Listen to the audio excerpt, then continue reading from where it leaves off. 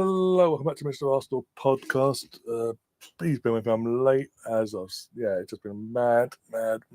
Today's lost track of time, but we're here for the Champions League final. Inter Milan versus PSG. It's literally just kicked off my end. I'm going to have Catherine here, I'm going to have Gary here. It's going to be an absolute blast as we see who gets crowned of Champions of Europe 2025. The team that knocked us out, or Inter Milan, basically. My money's on Inter Milan, but that's neither here nor there.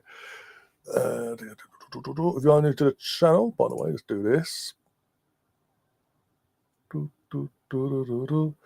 Right. And then I've got get myself a t-shirt because I am melting and I have not got one on. Now I've got to wear one, so I'm going to appear on the screen.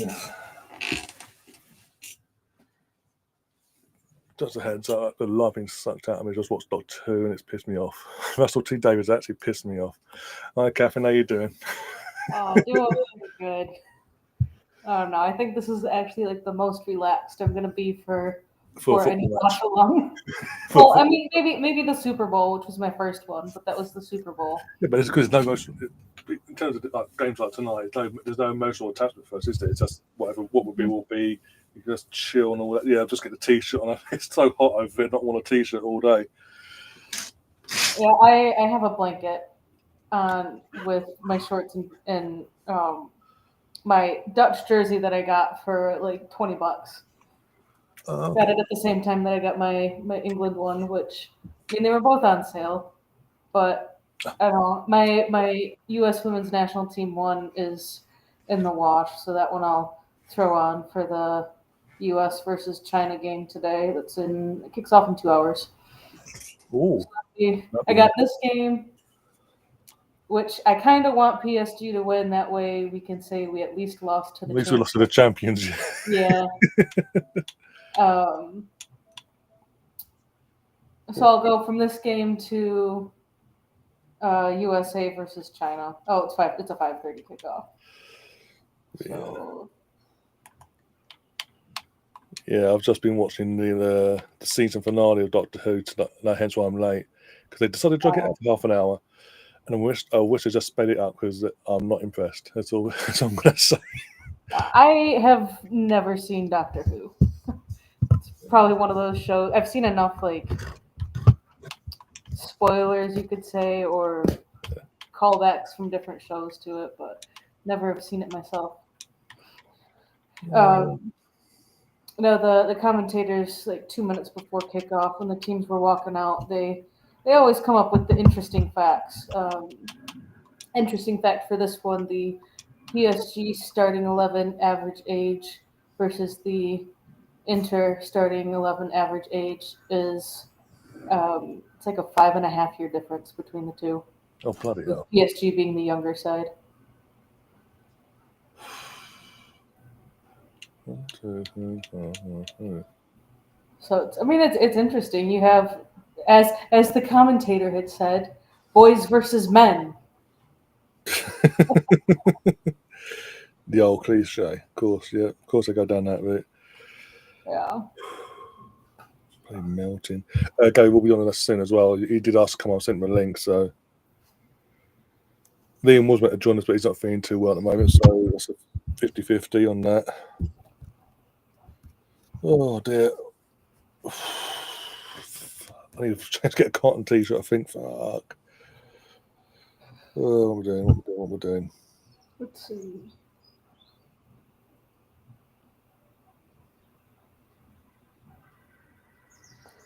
You're not that much temperature-wise. You're not that much different than what I've got over here. Yeah, there's just no breeze over. We get when we get hot weather for the last few years, when we get like heat, it's just muggy heat, and it's like there's no breeze to go with it. The humidity is fucking awful. Yeah, I get that. Michigan gets those every once in a while.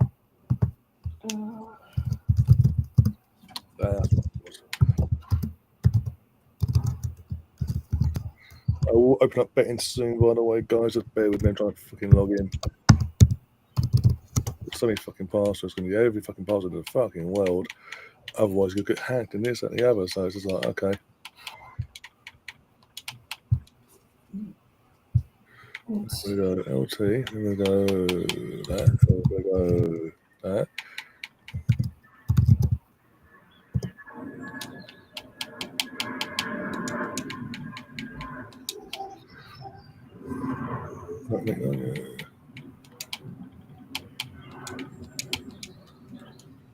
Yeah, I don't feel like dueling you, Russ. I'm already losing enough points. Oh, for the love of days. Ooh, PSG are on the front foot. I'm gonna, Ooh, gets shoved off. Now calls the foul after ended up the ball. Like literally hands to the chest. Let me push you out of bounds so I can get the ball. for God's sake, every time I've got to put this fucking password in, fuck off.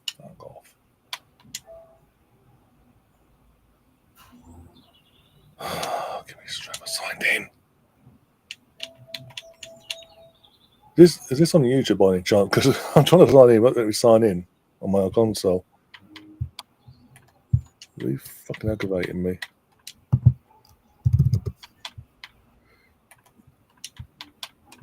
Joys of being late and live.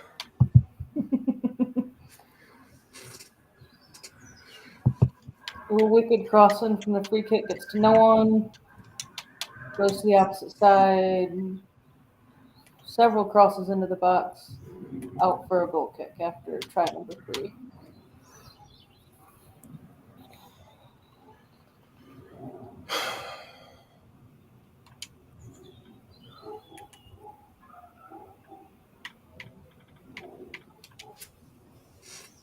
Yes.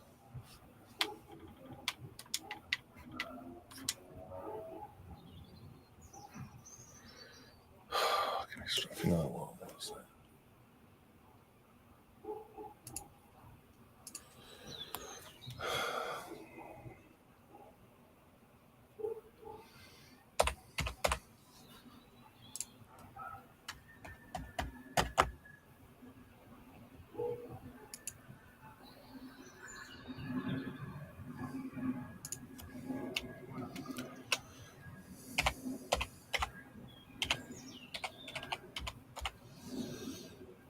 PSG are just passing the ball around, not really wanting to try and get a little closer to get a shot off.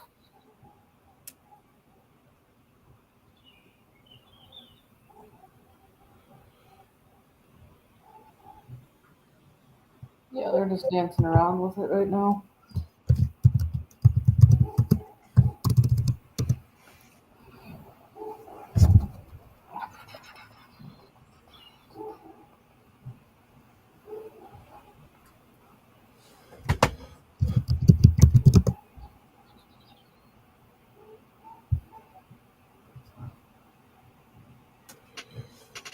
It's fucking painful.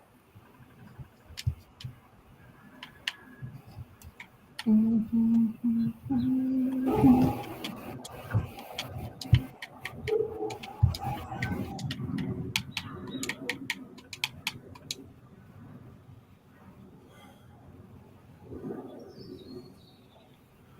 about that.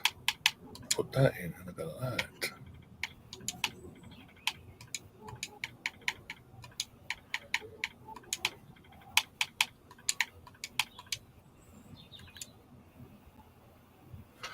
I'm gonna throw this against a fucking wall in a minute. Oh, Can't get the game on? it won't let me log in. As in, literally, I'm on my console. It will not let me log in. I've got my password and everything. It just will not. I'm gonna turn it off and turn it back on. Forget the old school one. Turn it off, turn it back on. I want to put the password in. It's not saying it's incorrect. It's just really hurting my head.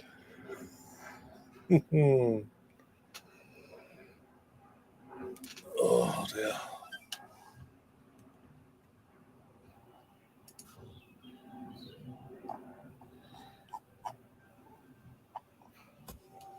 Right, try this again. I'm going to throw this against the wall.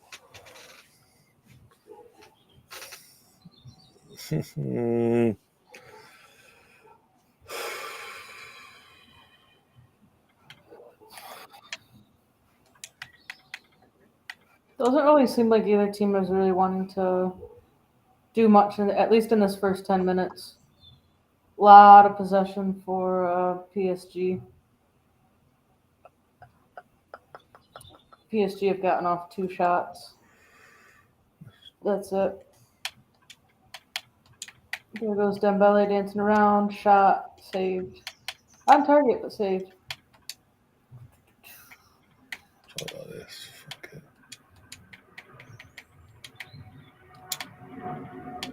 I think Dembele on that could have taken another step or two before he ripped the shot off. The defenders weren't really closing him down. Oh, Pete's saying a score. I missed it all because it won't fucking log in. There goes the Georgian. I'm getting pissed off at this fucking console. Vitinha Hakimi. Whoo! Oh, right back. Oh, Yeah. interesting. He was like in the box, like you would expect an attacking midfielder or attacker to be sitting in. It's both into Milan either way because they're both good. In the last minute and a half, PSG have gotten off 2 shots, both of them on target, with one of them being a goal. Bloody hell. There we go. So what people in Marseille are losing their minds currently because they're on the verge of not being the only team in France to win a Champions League at this stands. Everyone had that one thing over them. Even though PSG did it the organic way, not the oil money. That won't matter. Yeah, no one was marking Hakimi. The cross came in. It was a low cross or pass, and he was right at the end of it.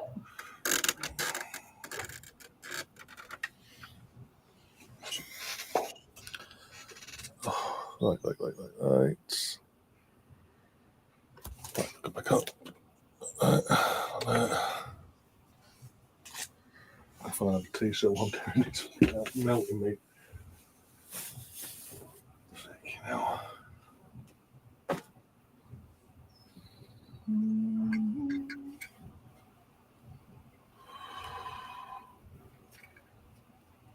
Bloody hell.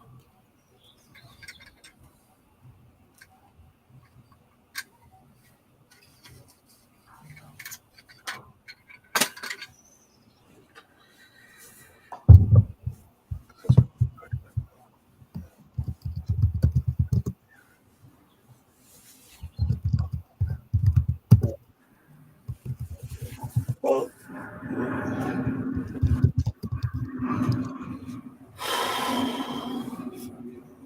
control.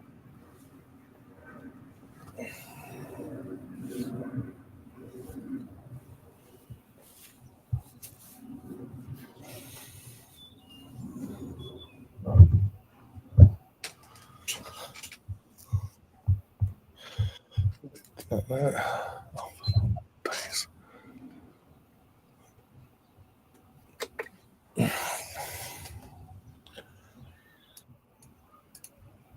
There you go. Cotton t-shirt on now. That fucking nylon bullshit. Hoping to cool down just a little bit. Yeah, absolutely roasting. Maybe that'll be 5 minutes. For days. Still can't get in. It's been a pain in the ass. I'm putting the password in. You're going, okay, put your passkey in now. Passkey. He's got a constant over and over. It's really pissing me off. So I've got the other console on. The fucking thing's on. Don't you just love technology sometimes? Oh, I absolutely love it. Oh, for the love of days. Now what?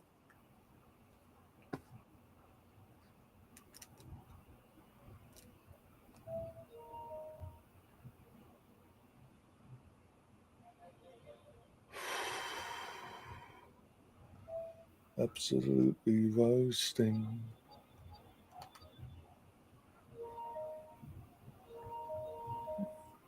Heck off.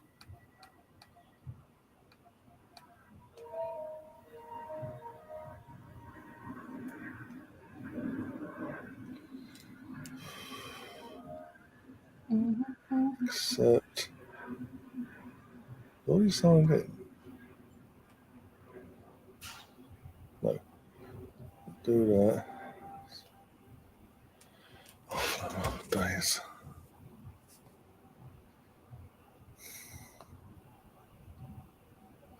Don't care.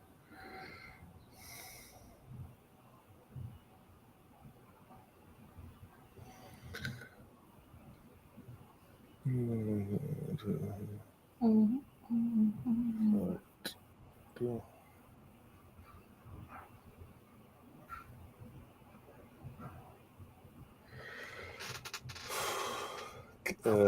Ross says he's enjoying the karaoke, apparently. I just heard Mr. Bungle. Yeah, someone mentioned this in one of the live chats the other day, but Mr. Bungle, sorry about that. Obviously, thoughts and all that to his friends and family. Bloody hell.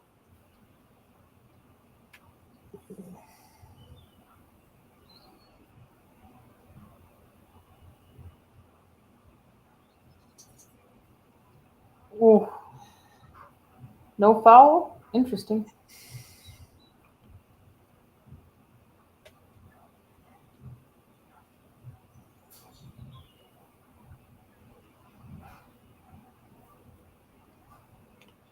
Oh, there's Gav.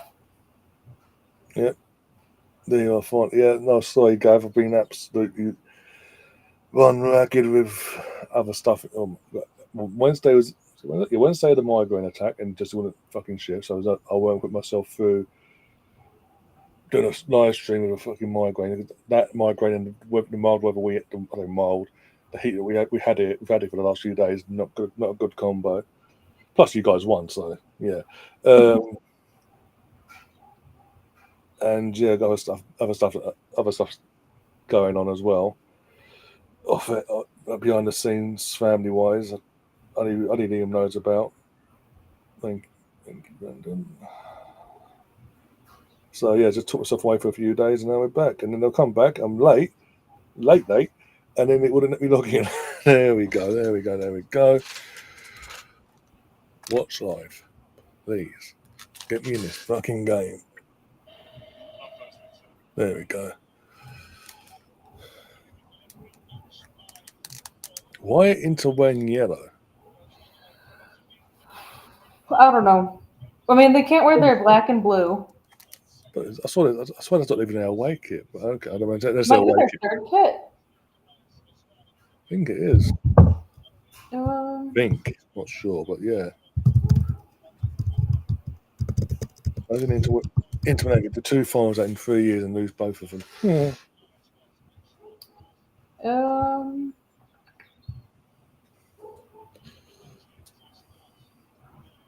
Yeah, they're wearing their third kit.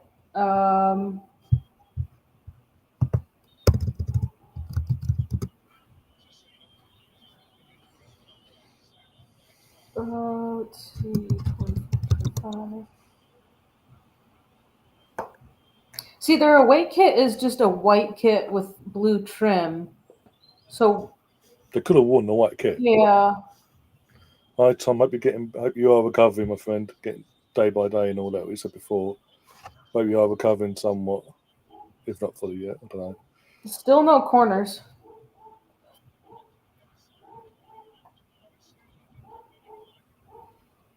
Surprisingly, Inter Milan are committing way too many forward and leaving so many gaps at the back. And I've just turned it on, Tom. That's what I'm saying now. 2-0. Oh, what timestamp are you on? 19 or 20. I'm on now 20 minutes. But the goal I'm goes 20 in seconds around behind you. Holy shit. The goal goes in around 1956. Yep, I'm at 49.50. Literally, I saw Pete's comment first. This game might be over. And then Oh, Jesus Christ. That's a very, very, very favorable deflection there to go in. Poor fucking defender from Inter again. You're famed on your defence as an Italian club.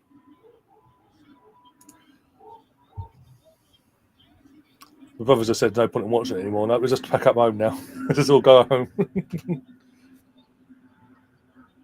I don't know. I mean, well, yeah. I mean, it could be. If Inter can come back in the next 10 minutes to get a goal, you know, might be on there. But who scored that? But I can't remember his name now. Fucking's gone. Oh, Desiree Doué. Yeah, that's it. Yeah.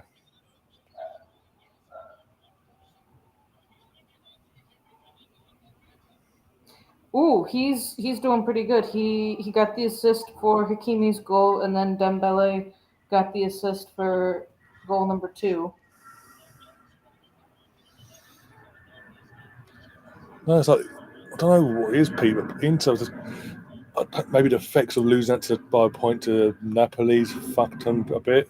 The way they lost that to the title in the end, because they could have won it, put it in their hands in the penultimate week, and failed to. And obviously, Napoli went on to win the league.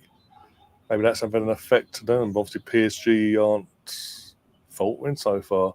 I mean, if PSG lose it from here, that would be. I'm sorry, that would be the biggest bottle job going.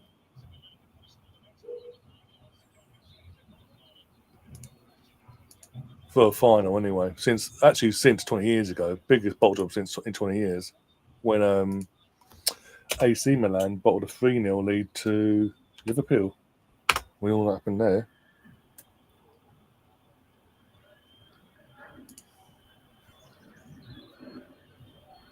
Toby fucking designs in 1 second. Inter have only had one touch in the PSG box. That'll do.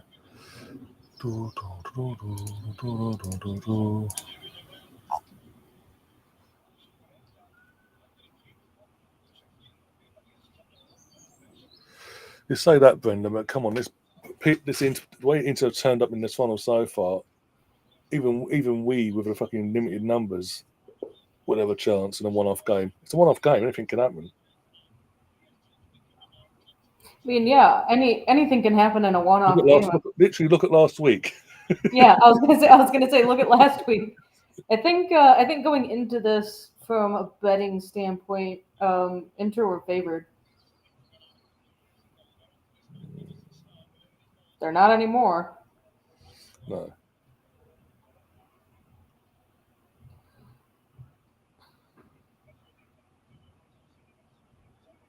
Tom said, I made the mistake of saying PSG would win this by under 2.5 goals. My brother comes back and said, well, Tom, you're a Leeds fan, so you're bad to make mistakes. Ouch. Yikes.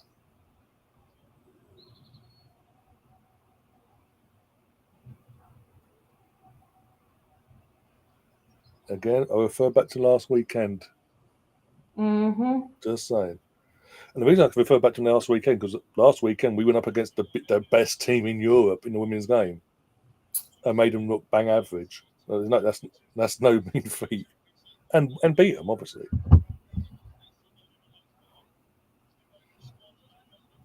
All right, Ryan. Liam and Jonesy had asked G the question: if you could sign any player to either team, who would you sign? From either team. Well, like for the men's side and or the women's for our side. side of it, I thought you were about Yeah. this. Men's, I've been saying Gorka, so that's gone out the window.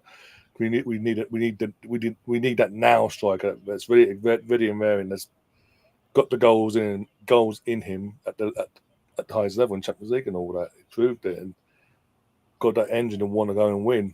Not a prospect player, but we're also getting a prospect. Yeah, ideally, I'd want to go. I would have wanted. I'd eat Isaac, but we're not going to get Isaac. The second to that would be Gorka, but it seems like they've pulled out on that one. Women, though,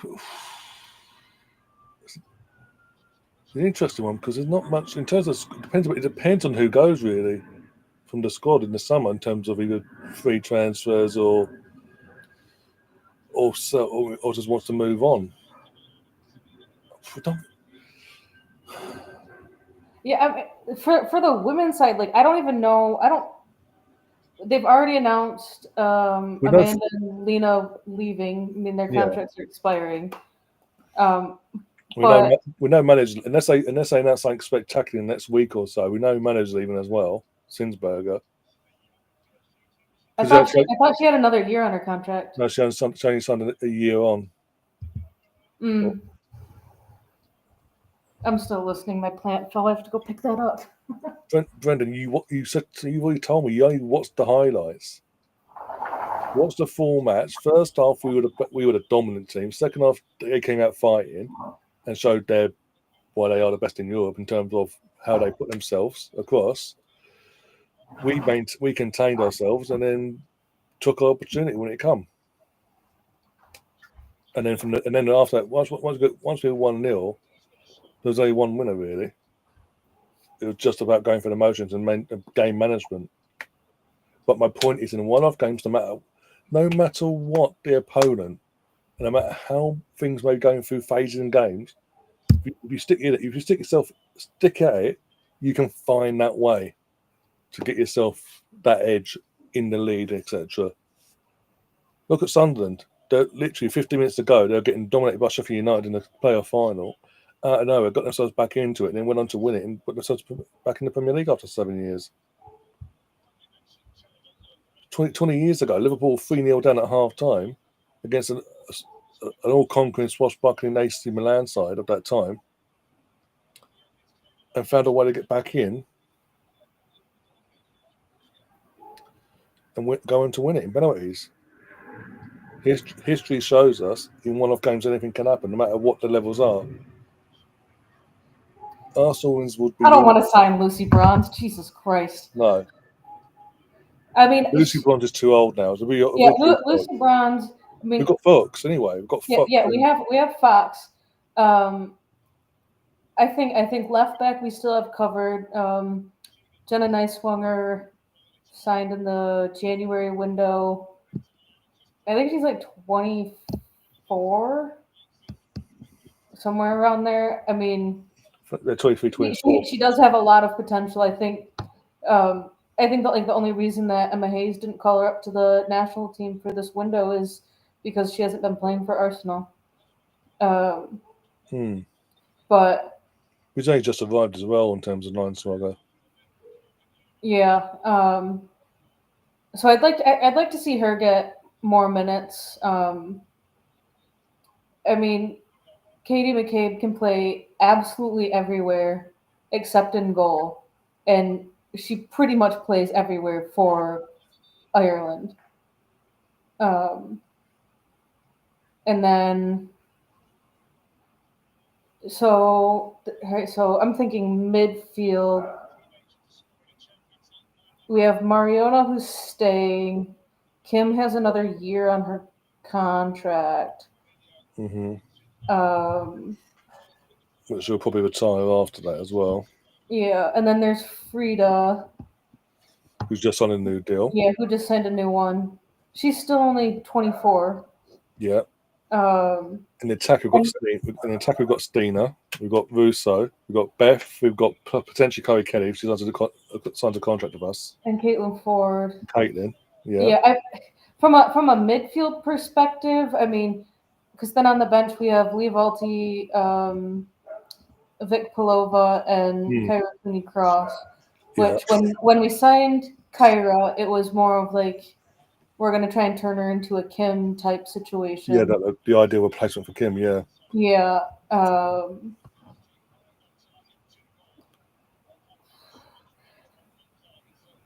mean, you can always dip into the NWSL, which there's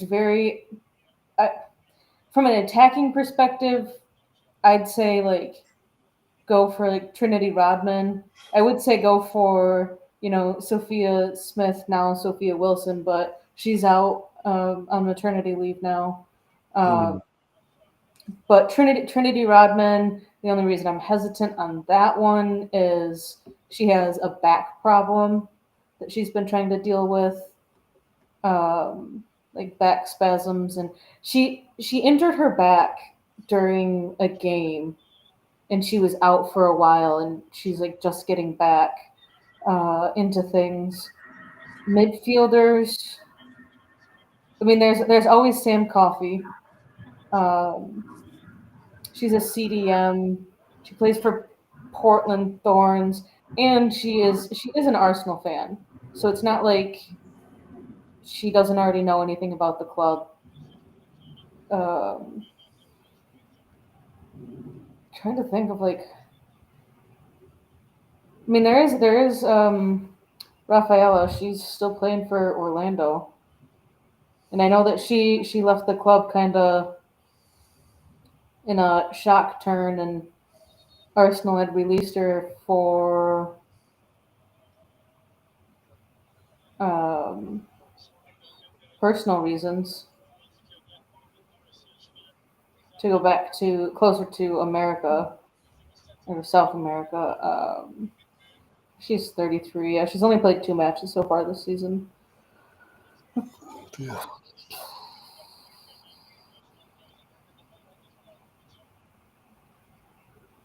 I would like to see Arsenal at least keep, maybe Michelle this season instead of putting her out on loan. That way we have another attacking option. Hmm, I would say take Marta, but she's going, I think, on and off between retirement or not. And I think when she signed her last contract with Orlando, she was like, pretty much, I'm gonna retire in Orlando. Yeah. Great player. Would have loved to see her in Arsenal, but I think she's good where she's at now.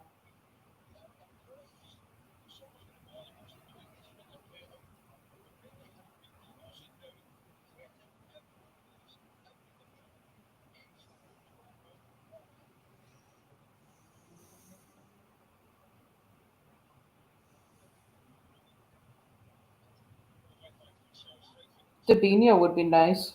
Um, she's brings flair. She's 33 though. Mm. I feel like the NWSL is kind of like the MLS. You either get a young player that will then sign for a European team and dominate in Europe, or go to go from Europe to the MLS to retire. Yeah.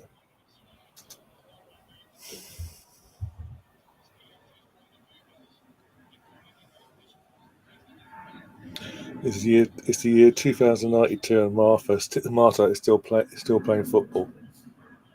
Sounds about right. PSG have a corner coming up here. Um, Still don't know how I'm so far behind you. Uh, Nothing's happening now. Since the second goal. Nothing's really happened.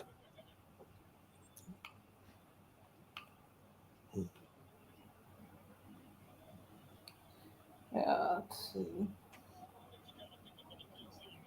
Looks like nothing came from the corner. Taking forever with this goal kick.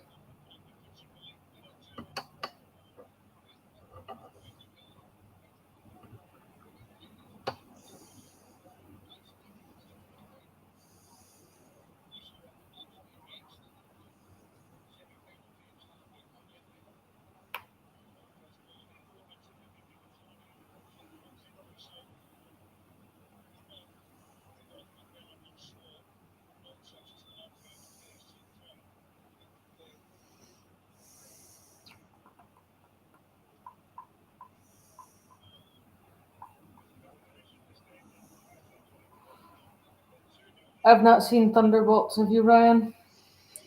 Uh, first day came out. Me and my brother went to go and see it. So actually, better than what I thought it'd be, going by the trailers anyway. One of Marvel's better jobs recently in the whole situation, the MCU setup. The big one I got to pull off though is Fantastic Four for me. especially with we know the big bad villain's going to be in terms of going forward to December 26th for Doomsday and all that. We can't have no mention of fucking Doom until Doomsday. That'd be ridiculous.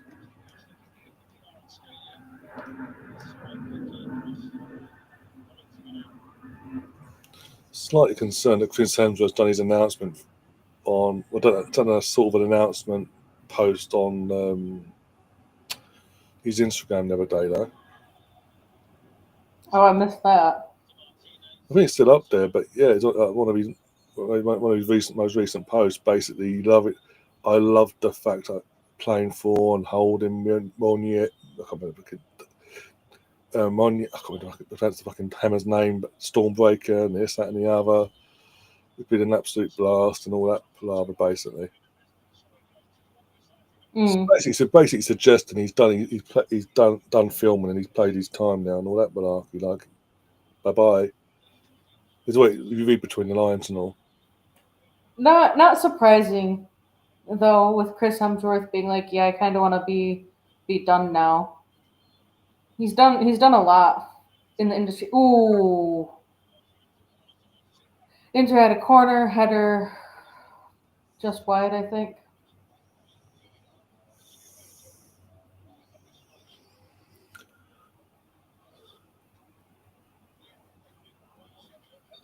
Oh yeah, just wide. What do you mean? Why? What's Alex on about Millie Bryant for? Um. I know she didn't start yesterday or play at all. Oh, Millie Bright. Oh, Mr. Tom had said that Millie Bright is a winner.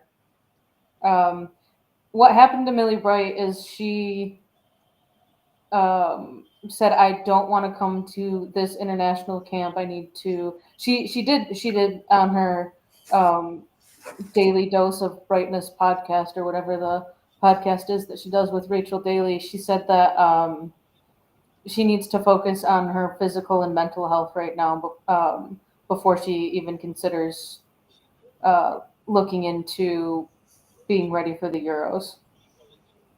Pretty much. I mean, you could probably look on YouTube and look up Millie Bright and her podcast because she had commented on it. Oh, holy shit! I just won $103 on a slot machine. Don't mind me. I'm just online gambling right now. Oh my god, it's still spinning. Holy shit. Um, you could probably look it up on YouTube how much, or not how much, what exactly she said, but she was pretty much saying I need to take a moment for myself, um, hoping that she can uh, get back into a proper mindset. Yeah, my slot machine bonus game I got was just turned a 60 cent spin into $117. Just a little bit of money.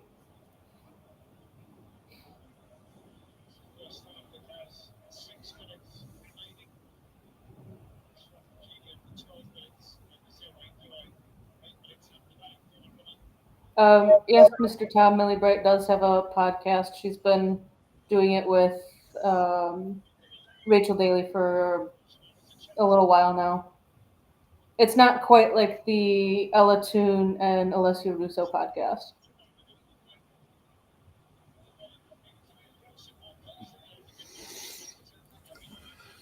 Oh dear.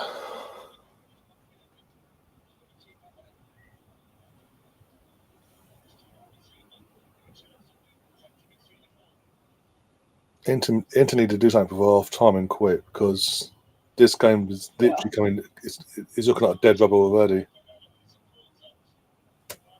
Mm-hmm.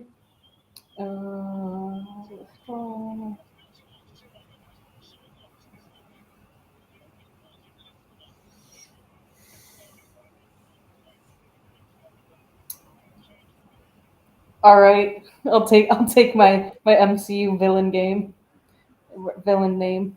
Um, really great.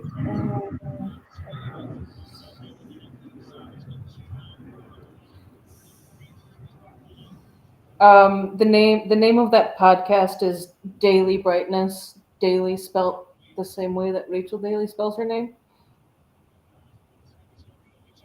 Um,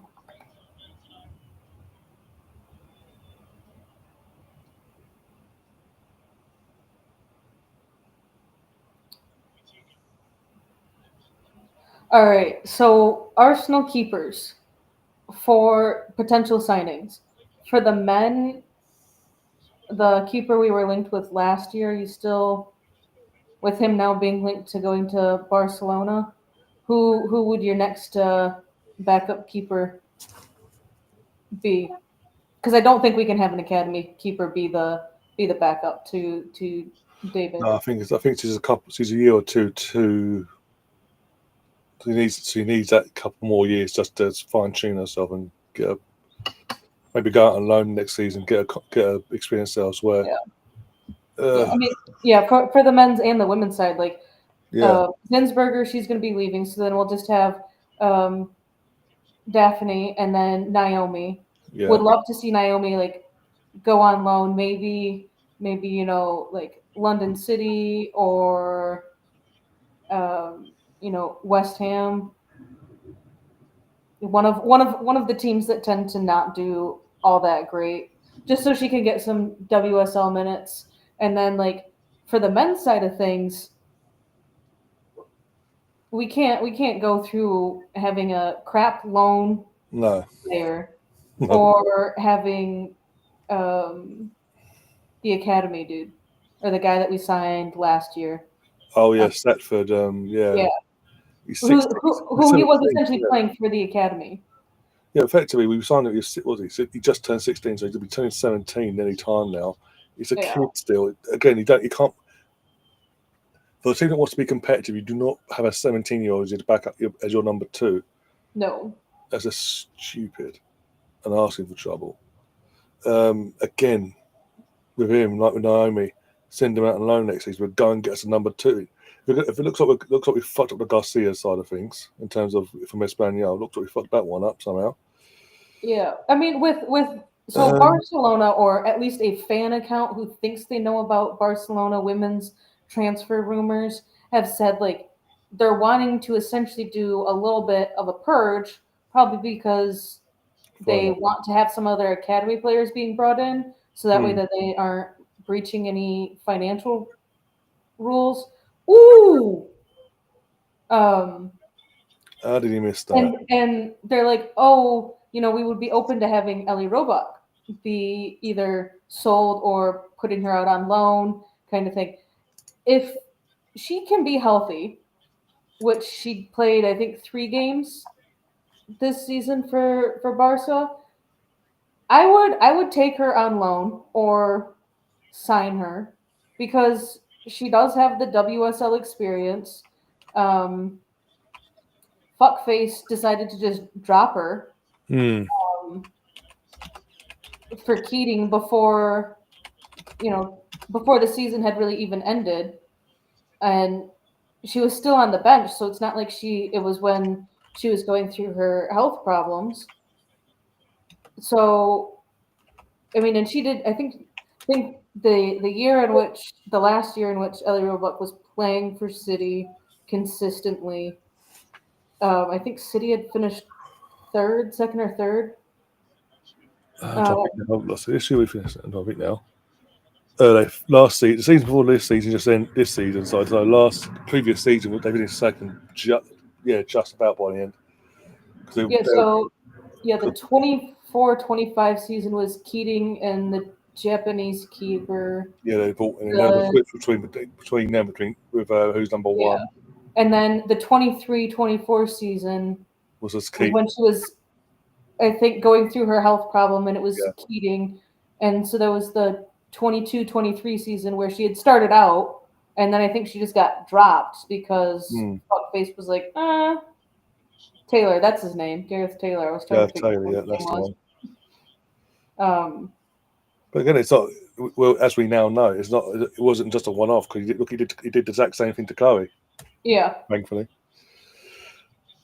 And Chloe straight up said, in one of her post-match interviews, yeah, I thought about quitting football, and then Arsenal was like, hey, we'll take you We'll if save you you. want to be playing. I think that needs to become a permanent deal. I mean, she's a free agent, and she will have. I mean, I think that the only concerns would then be her wages, but I mean, we just brought in what 1.7 million pounds, thereabouts, 1.7 million euros, something like that. Just from the Champions League side of things, and the competition. I mean, someone had the whole defense or the whole breakdown of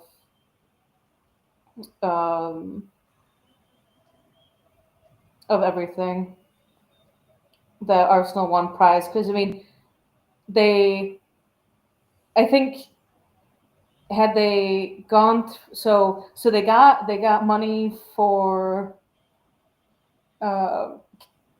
getting through the qualifying stages both times, because we finished third last season, right? And City was second. Yeah, so we had Chelsea, stages of qualifying City, games. us, United, yeah.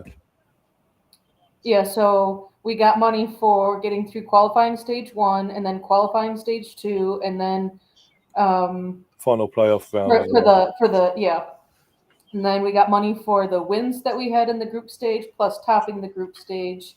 Yeah. The wins that we had in the quarterfinal and the semifinal, and then for the win. Yeah. I'm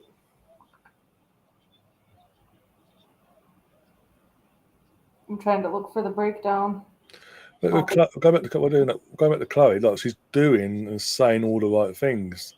Yeah, she's wanting to stay. Like, literally, she is like twerking like you would not believe, preferably. If you want to someone. So there was the video of her dancing in the Tollington, I think. Yeah, after the played last week. Yeah. Yeah, and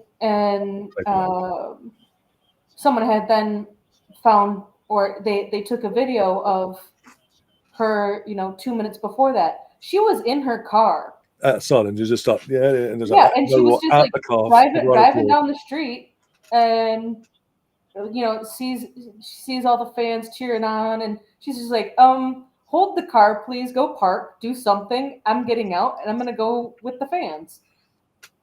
Yeah, it wasn't just like part of a 5-minute cap. She was there for a while, but that looks at it and what I've heard. Yeah.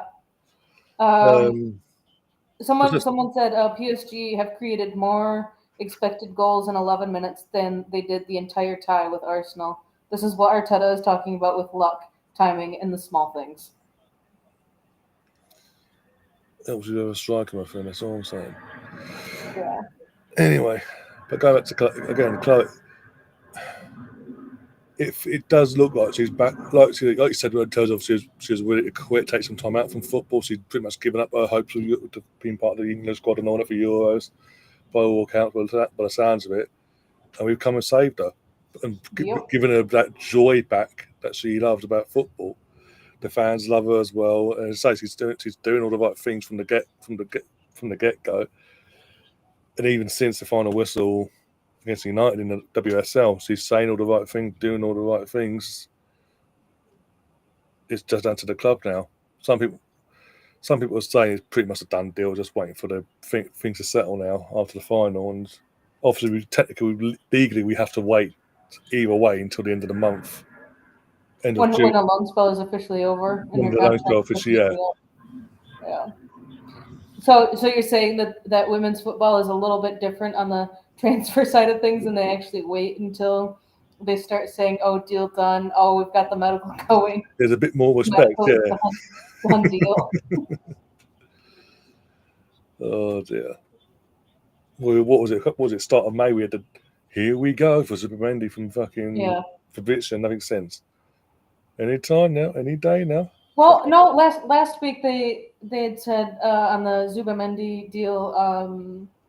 Just a matter of paperwork or whatever. He was going through his medical, but then because there's the whole release clause, probably tomorrow when the window opens. Hopefully tomorrow when the window's open, we get one deal done deal. Be a good start, put it that way, for the next 10 days. Yeah. This could be open for 10 days, closes for like, what, 6 to 7 days, and it reopens again. It's like, okay. I think it would have opened, yeah. June 15th or 17th, whatever Normally, that Monday is, somewhere around there. But then that's right, like when the Club World Cup is starting, and so they're like, well, like if any club wants to try and sign Ronaldo on a 2-month contract for the Club World Cup, they couldn't do that because I think they need to have like the official team registration done a week before, kind of thing. Because I have a feeling that once the Club World Cup starts, if Man City signs any player for the Club World Cup, or during the Club World Cup, they're going to be staying in Manchester. They aren't going to be coming out to the U.S. to then, train and play with them. It's just going to be one of those things. Transfer News Live from their source is French journalist saying that Zidane has rejected a 1-year contract worth 100 million euros from Saudi Arabia. He wants to coach the France national team. Yeah, I understand that. He's other than Real Madrid, there's only one other job he'd ever take because he plays on, even as a player, he played on the emotion side of things, and the French national team, coaching the French national team and taking things even further than what Deschamps has done would feed his ego massively. Yeah. Because I do think with Deschamps, even though he's won a World Cup and got that second star, they have from a Euros point of view, they have underperformed with Deschamps as their manager in between winning the World Cup and after, in my opinion, anyway. And he's part of it in that side of things. And I think he's just he rides up the coattails of winning that World Cup now, whereas how come the ex-Germany manager won his World Cup, realised 4 years later maybe his ain't for him anymore, and stepped aside, moved on. Ain't seen him since, but yeah. But Bulgarian Gunas in the chat says Luis Enrique masterclass, this ridiculous fluidity and movement by the PSG players. I mean, didn't say this at the start of the season. I think of the Dembele situation between him and Dembele. So going into the Arsenal game in the league phase that started this season, clearly it was a make or break moment for both them as individuals, but the club as a whole. And it showed from the inside anyway that Enrique weren't going to suffer falls and bend the knee like it has done before. That he was here to change the mentality of players aren't running this dressing room. I'm the manager. You do as you're fucking told, basically. And the 45 minutes away from creating history and becoming the second French team and basically pissing off Marseille. And the difference with Marseille did it organically back in the 90s, whenever it was. Early 90s? Yeah, 93. I want to say 93 or 92, one of the two. Might be not other day. But if they don't throw this away in the next 45 minutes, it's going by what we've seen in this first 45, Inter have shown us nothing. But I know I missed the first 13, 14 minutes because of the gremlin on my other console. Yeah, you missed one goal, but and Inter playing like they've never touched a football all season. Like a group of strangers, literally. I mean, I've just seen the goal. I've just seen the goal now for the 1-0. Hakimi's one, yeah. Ball watching from Inter is unbelievable. So one defender steps out into space, bang, and Hakimi's just there in the striker role, basically. Mm-hmm. Hi, Colonel. How you doing, by the way? On Liverpool signings. Frimpong and Florian Wirtz. I don't know. I find it absolutely hilarious that earlier this season, Jeremy Frimpong was seen in his car with an Arsenal jersey on, and now he's signed for Liverpool. Yeah, sounds about right. when I say organically, I mean they didn't have a state, they didn't have an entire country pump money into them in terms of a foreign state like we've got with PSG. That's what I meant. Just to be clear. All right. Stats from the first half. PSG 62% possession, 13 shots, 5 on target, 3 corners. Inter 38% possession, 2 shots, none on target, 2 corners. The keeper hasn't had the PSG keeper has not had to make any saves. Inter has made 3 saves. Yeah, Inter are just looking poor. Yeah. 5 shots in PSG's box. That's compared to the 17 that PSG have had in Inter's box. That's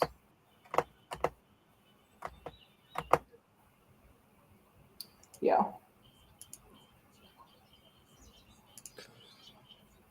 Ridiculous. Oh yeah, Alex found the clip I was talking about and he put it in the WhatsApp group chat. I'll have a look in a sec.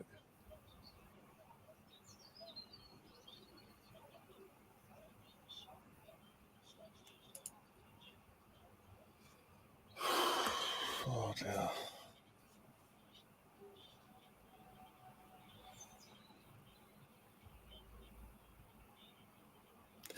Okay, Inter Milan are currently losing 2-0 in the Champions League final. Second final they've had in 3 years. And there's a friend of mine who's on. I'm not going to phone him to say his name, but he just tweeted out: "Bring Simeone or Inzaghi to Arsenal. Sorry, bring Simeone Inzaghi to Arsenal. He will win the Premier League and Champions League in his first season."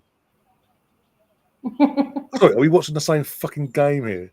Are you watching the same Inzaghi who's just pretty much thrown away the Serie A title in the last month or month and a half of the season, let Napoli win it? Not a counter, but with ease in the end, effectively. The same Inzaghi is currently losing his second Champions League final in 3 years. Okay. Fucking hell. Some people in our fan base. Like, yes, you have this. You've got your faults on Arteta as a manager, or whatever. You think you can get us over the line or not. But my God, use your brain when you fucking put things like that out, especially when the fucking current manager you're asking for is currently losing 2-0 in the final. Yeah. They're not even trying. All right. Bulgarian Gunner's comment here. In the semifinal, Arsenal were the only team that were unable to potentially have a quadruple this season when we were playing PSG. PSG was pretty much had the league tied up. Same with Barcelona. Inter were on track to win their league, and then all of the domestic cups. Barca, I think, already had one tied up. PSG, I think, also had one tied up, and then their last 2 domestic cups. And Arsenal were the only ones that were fighting for the only viable trophy at that point in time. And Inter have now bottled 2 domestic cups, the league, and the final for the Champions League. The 92 Bible, which I don't even know what kind of account that is, but Sky Sports Bet or Sky Bet has released the odds so far for the EFL Championship odds. Stefan should be happy. Ipswich Town are sitting at the top at 9-2 odds. Southampton are 11-2. Sheffield are 17-2. Those are your top 3. Bulgarian. Athletic are in 24th with 90-1 odds to win it. You know. Sorry, you're gone. Football Tweet has put the reminder out to all of us that Vitinha struggled to get into the Wolves starting 11. Tonight, he's absolutely running the show in the Champions League final. Yeah. Bulgarian Guna also says, here's a weird take. Both Arteta and Inzaghi are top managers. Wouldn't swap ours, though. That's fine. That's cool. But I'm just saying that for the ones that are staunchly Arteta's no good, get him out of here. This is their own opinion. It's fine. Think when you're pushing for someone else to take that person's job, make sure that person hasn't currently bottled a treble, basically, in terms of the league title, Champions League, and the domestic cup in a space of a few weeks. Let's not get too because you could say, oh well, Arteta's a bottler. Well, fucking so's Inzaghi then. Inzaghi's bottled more fucking league titles and cups and all that in the last few years. Yes, he's won the odd league. He's won a couple league titles, sorry, in the last 4 years at Inter. A league, so it should have been 2, but it was only a league title in the end, and maybe a couple here and along the way. But the majority of the finals he's been in, they've lost. So you want to go there with that one, but you got them over the line with one trophy or this trophy. Like, piss off. If we're going to upgrade on Mikel, which is okay, everyone's entitled to their opinion. If you're going to want to upgrade on Mikel, that's cool. Make sure the upgrade is an actual upgrade, though. That can get us over the line multiple times, not just the odd occasion once in the blue moon. Because then otherwise, what's the fucking point?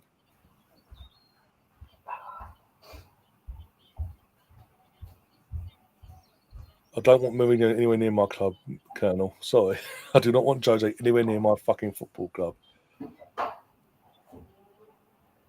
Allegri's now the AC Milan manager, so that's going to be impossible. Ancelotti is Brazil, and I think age-wise is catching up with him now. Hence why he's gone for the national side of things to then end his career at the next World Cup this time next year. PSG, I think the thing is, when Wenger left, Luis Enrique was one of the favourites to take over for Wenger, but talks were had, and obviously the board at the time knew best and decided to go with Emery instead. What do you think of that bottle job? I've been told for the last, obviously, all this season, and mainly the season before now, when they got into Champions League.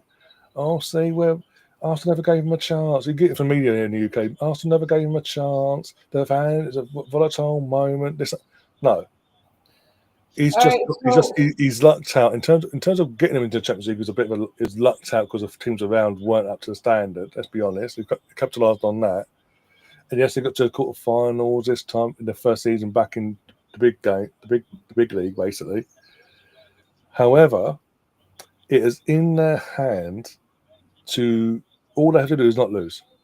All they do is not lose. Just draw. Even that draw would have got them. Even that draw would have got them into Champions League. And Martinez threw it away, and then the whole team. Yes, the goal was disallowed. That was wrong. But I mean, blew it up for him in the first half, but then the refs fucked him over in the second. Because right after that was called, I think like 90 seconds later, United had scored. No, so all right. So who from Villa would you take as an Arsenal player? Because I mean, they have to do. I think Villa have to do some serious unloading because Jacob Ramsey would be one. What? Jacob Ramsey. I'll take him. Squad player, young English talent. Yeah, because I mean, this year they needed to be in the Champions League. PSG are on the attack. Kvaratskhelia going, driving, shoots high and wide. Yeah, seen that. Sorry, Villa needed to get into the Champions League this year to essentially just creep in within the FFP ruling and everything, but they screwed that up, and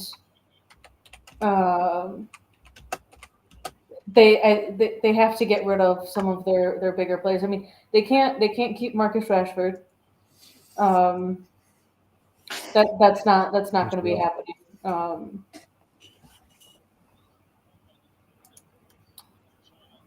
I think they're gonna have to get rid of, Ali Watkins maybe. Yeah. Um, Yeah, they fucked themselves. They went yeah. they went over the pit. Technically, Milan doesn't know because they didn't sell anyone in the winter window apart from Duran. That wasn't enough. They needed to sell one other player. They tried to get rid. Obviously, they did try to get rid of Ollie Watkins apparently. But he was. I But think he was. I think well, Arsenal was then being stingy at that point. no, we just didn't want to fucking spend £60 million on a Yes. striker. Yes. 28 on yeah. I mean, worst comes to 40 mil. worst, you sign him, you pay the 60 million, you sign him, and say you have 6 months to make your worth known. Otherwise, yeah, you signed a 1.5 year long contract. We're going to try and get rid of you in the summer. Like, prove your worth now, dude. I don't think £40 million was a bad deal for considering how desperate Villa were. Take the £40 million, you get wages off your book as well, and you're not over the PSR, and you're not putting the pressure on to have to get Champions League football for this season, for next season, or for next season. They immediately because they were stubborn themselves in not budging in negotiations, knowing how desperate. Because we know as soon as it was got out there publicly, and then probably even privately, that they're putting themselves over the PSR rules. Of course, we're going to go back and say, "Well, actually, you might be really desperate." So you know what? We're desperate, but you might be more desperate for legal reasons. We put 40 mil because they didn't want to budge. They put themselves that pressure on them to have to get Champions League football, which they've now not got, and they now have to have a massive offload to avoid any sanctions coming their way next season or whenever it may be. You gotta love the fans saying, Arsenal, bring in Emmy, bring Emmy back. I'm like, Emmy Martinez is not going to perform for Arsenal the way that he has for Villa. And also, is what 20? He's got to be late 20s, late 30s. I don't know. They say I've seen before that they say that for keepers playing in the men's game, like People seem to go on to the mid 27 to 30 are your peak years. Yeah. He is 32. Yeah. So we'd bring him back for what, a year and a half, 2 years, and then we're back to square one looking for another goalkeeper. I don't think so. Thank you. Yeah, but like the one thing that sticks out for him is that for some reason he's still getting classed in as FIFA's best 11. Like he's still the FIFA best keeper. I'm like, look at how he was FIFA's best keeper last year. No, because it's blew my mind. Like he was okay for Argentina, but that's the thing. And then add on a piss poor performance in the domestic side of things. Why was better than him? This is what I'm saying. In terms of Martinez, a lot of his reputation is because he won a World Cup. But the reason why he won a World Cup because he just happened to be in an Argentina team that had Messi in. Messi was on a mission basically to get that World Cup in his hands, basically. And the shit house we get involved for the penalty kicks, like FIFA then put in place rules that says no taunting. Yeah. Ooh. That was his whole game gone then. Oh bloody almost 3 again. That's his whole thing gone from the international side of things. So and he wasn't supposed to be doing it in the Premier League, but he still did it.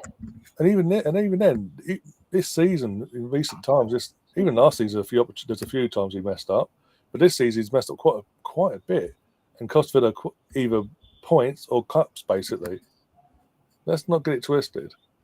He hasn't been perfect. Look, put it this way: his ego is that big. When Villa played PSG in the quarterfinals of this competition, in the first circle first circle was in Paris. Because obviously Argentina beat France and all that, his ego's that big. He comes out, he's fucking with the thing in his hair, the national flag in his hair again, with the fucking t-shirt on and all that. Basically, doing that old shit housey and all that. Yeah, okay, but you can't then put it out there and not put this performance in. He didn't put the performance in over the 2 legs. Like literally, the second leg, they actually took Tom a new one, but he has to make it about him. That's the thing about him. As good as he can be, his ego's too big, and it comes back and bites him in the ass numerous times. Yeah. Collins in the chat says Emery's a decent manager, but ultimately he isn't good enough to get over the line, the final hurdle, unless he manages a team in Spain, be it Sevilla or Villarreal. Unless it's one of them two, or a team in Spain in general. When it's outside of Spain, this is the Emery you get. Full due respect.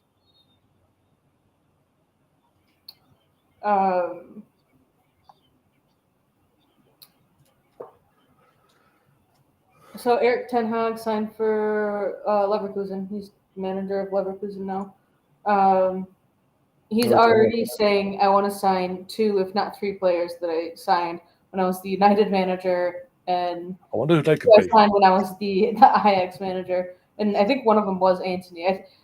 Yeah, I wonder who they could be. The Premier League, the style of play in the Premier League at United did not fit Antony's playing style. And I mean, look at how dominant he was. I mean, when he first went to Spain, and like I think he had like 6 goals or assists in his first 2 games. Like the dude was just popping off. And I love his comment that he made when United lost. He's like, and you said I was the problem. Or you said I was a problem, kind of thing, like that right there.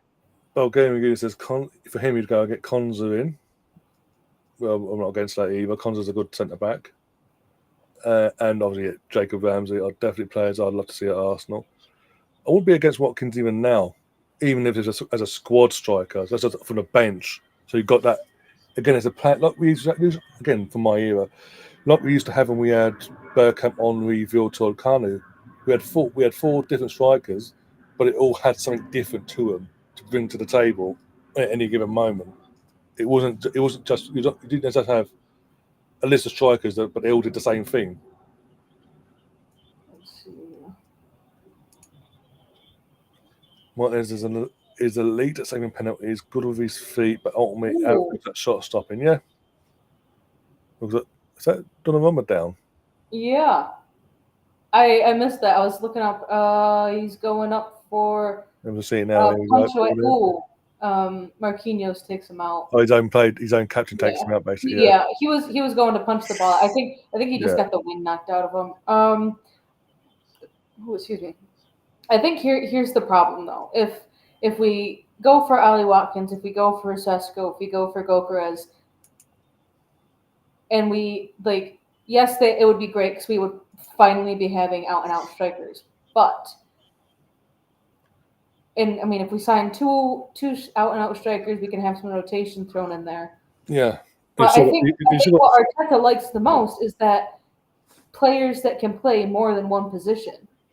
But you can still use Havertz and have Havertz as that player that he likes to utilise and throw in there occasionally just to do what he normally would be used to. But we need this season just ended, and the season before have shown we need an out and out.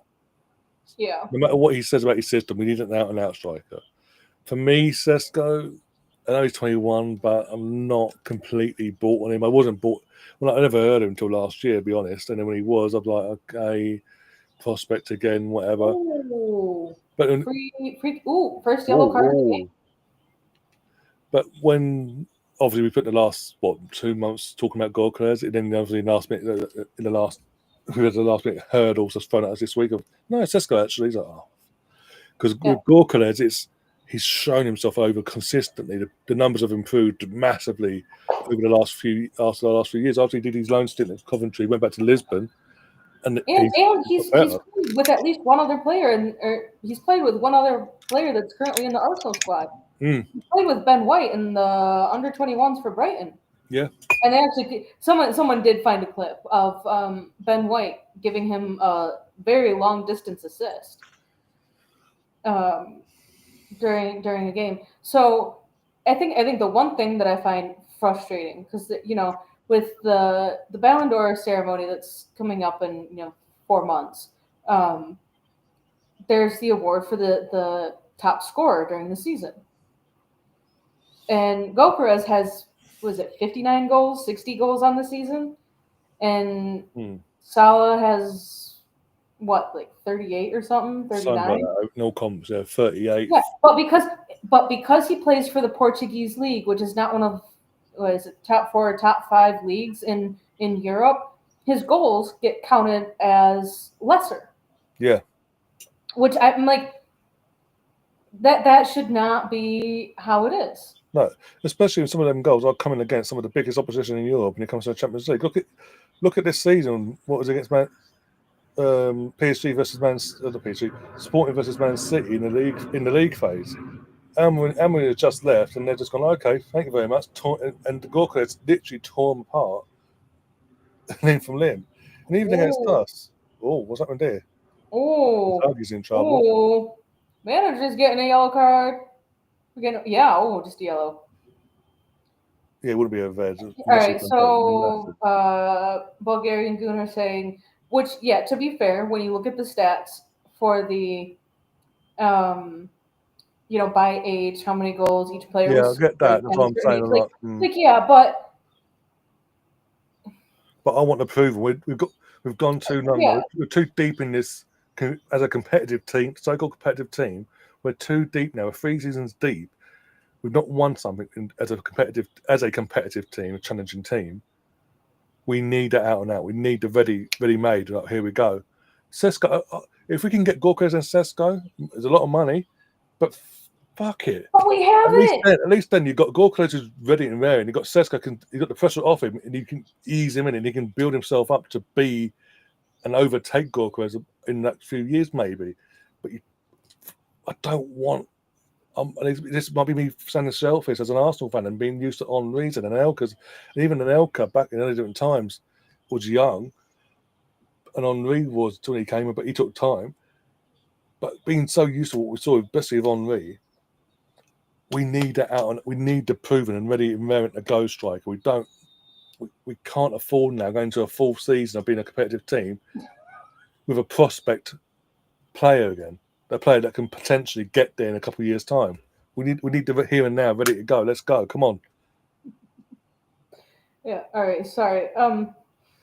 So there was the whole. Here's how much each team has won for how they finished in the Champions League, how much they got for finishing in the Premier League. Like, Arsenal got a decent chunk of money.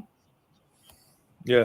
So you 90 can odd mil? you can use some of those winnings, but all right. So I was opening up X to figure out where that was because I feel like I have that saved somewhere. I might not, but the first thing that I open up X to is a statement from Aston Martin F1 team saying that Lance Stroll has been experiencing hand and wrist pain and has consulted with medical.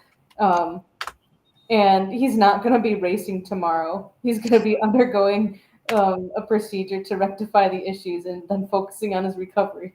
I think that's the least of Aston Martin's worries. I mean, Lance Stroll should not have been a Formula One driver this year, but when you have your dad paying for everything and sponsoring the team, of course he's still going to be there. But I just love that's what I open it up to. Lance Stroll is not going to be racing tomorrow. Which I did see somewhere. I haven't seen any pictures from it, but maybe they're just attending the Grand Prix. But Thomas Tuchel is taking the England Three Lions there to the race. I think it might just be to the Grand Prix. At least that was a rumor that I saw that before they face who's it, Andorra, they're going to be going to the Spanish Grand Prix.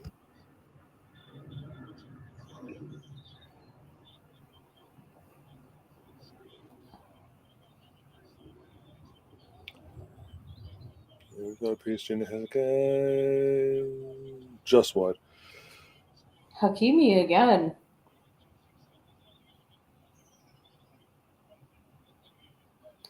Highest wage bills in European football last season. I don't know if they mean last season as in the 24-25 last season or the 23-24 last season. Because technically they're all done except for the Champions League.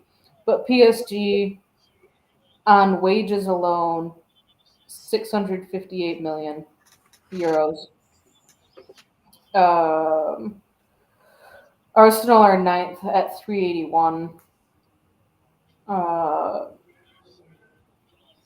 Man City's second at 554. Chelsea spends more on wages than Arsenal. All right, fun fact. Gav, I don't know if you're in the chat or if you're listening at all. So, yes, Chelsea won the Conference League title, which gave them the chance to be then playing in Europa League. But they finished fourth in the table in the Premier League. So then that puts them in automatic qualification for the Champions League. So they could choose, do they want to play for more money or less money? Do they want another trophy or do they want to crash out? Or here's the other fun fact of that. UEFA does not classify the sale between parent company and sister company or the sales between sister companies as valid sales. So when Chelsea sold the women's side of things to their sister company, along with a few hotels to generate revenue, to then be in a profit state versus a loss state, UEFA does not recognize that. So they technically would be in violation of UEFA's. Vitinha is on the roll. He slides it out 3-0. Yep. That's one sided final I've ever seen. Yeah. It's a long time. It's Due again. So 2 goals and an assist from him. And Marseille having a meltdown. Yes. So Chelsea is, if they don't have valid sales between, parent companies and sister companies and all that shit, UEFA could be like, Chelsea, you can go ahead and fuck right off because you are in breach and you are now banned from European competitions. Yeah. Just a little fun fact there about Chelsea and their. I also how they valued the women's side. I think at like what £200 million or something. Like, don't know how they came up with those numbers, but they pulled them right out of their ass. Well, actually, you know what? I do know how they got up to that 200 million. They counted in the fact that they get some form of revenue, I think, from the Barclay Women's Super League side of things, along with the Adobe FA Cup media accounts, to make sure that everyone knows that Chelsea in the last 10 years are the best thing to ever happen to English football on the women's side of things. Because if you've taken a look at either of those accounts anywhere in the past 2 months, you will see that they are so far up Chelsea's ass that they are eating the blue shirt that they are wearing. Literally. Yeah. Yeah. Because so the WSL page, they put out, from 2012 to 2022 or something like that. In the last 10 years, here are Chelsea's games played, won, lost, drawn, game or goals scored, their goal difference during that time period. And then someone else was like, okay, but look at the stats for the last 20 years and who's dominating. Because it ain't Chelsea. No.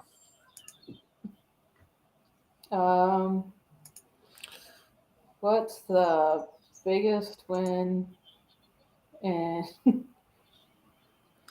What's the biggest one? Oh, bloody hell. I was going back a few years then. looking this up.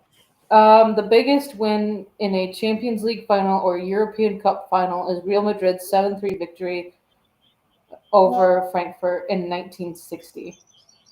Bloody hell. Otherwise, Way actually, in 74, Bayern beat Atleti 4-0. It was a replay, though. The initial final finished 1-1. AC Milan has beaten team I can't say the name of, and Barcelona both 4-0, one in 89, one in 94. Trying to find more recent history here. The duo has gone off, by the way, as a sub. Well deserved 66 minutes played. Yeah. 3 goal contributions. Enrique's done such a good job in the last 6-7 months with this PSG team to get them to this point. I'd say from the European clubs that are in the Club World Cup, they're the team. I'd say they're the team to watch. Yeah. If a European club's going to win it, I think PSG. Like, I know they're about to be European champions, taking the obvious here, but I think they're the strongest looking. City are nowhere near their standard. Madrid are rebuilding as well under a new manager, and Trent just arrived. Chelsea are just getting embarrassed. Let's be honest. Chelsea fans are going to get a taste of what it's going to be like in the Champions League next season. All I'm going to say on that one. Yeah. All right. So the biggest win in modern day Champions League final was the 4-0 win AC Milan had over Barcelona in '94. 4-0. Otherwise, the European Cup 60, 74, and 89. The Champions League final with the most goals. Liverpool versus AC Milan 3-3. Liverpool won that 3-2 on penalties. That was in 05. And then European Cup was the 7-3 victory for Real Madrid over Frankfurt in 1960. Yeah. Got to say, for Champions League final, Inter Milan have gone missing completely from the get-go. They've not got into it at all. They've just not turned up. All right. So after the European Conference League or Europa Conference League final, with the way in which the Chelsea fans and players were celebrating, Twitter, X, whatever the hell you want to call it, we're throwing out the more practical side of things. You have a £2 billion squad or €2 billion squad that the Conference League was meant to be there for teams that struggle a little bit but still deserve to be playing some European football, aka those that aren't worth that much or have that big of a spending budget. Where you can win, then 23 million euros, and you can get a quality signing. And Chelsea were celebrating it like they won the Champions League, or the fact that after the Forest win on the final day, or the win against Forest, like the way in which they were celebrating. If Arsenal fans or players ever celebrated like that, just for qualifying, would get so much hate and bashed on. So, all right. So then my question for that is this going to be 4-0? Nope. What is it with British people favoring Chelsea so much, men's and women's side? Because it seems like they're both paying to just look good on both sides of things.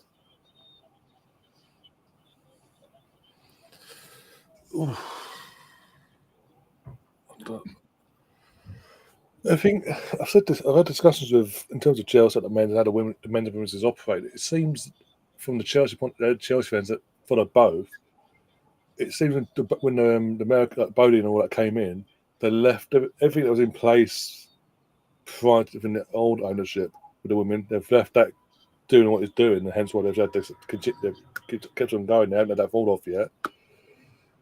It's just, they seem more focused on the men, and Chelsea fans think they're going to get Gorka, they're not. You're getting Roy Delap, but I think that's going to be it. I think they're going to really just go out and avoid the Delap thing, basically.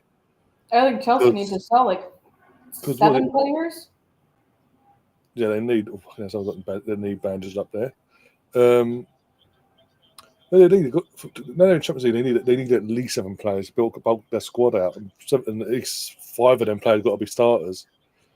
They need to. They won't do though. They need to go and get a better number 1 goalkeeper. They need to go and get a actual ready-made striker to be the first choice, and have Roy learn off said striker. They ain't going to do that.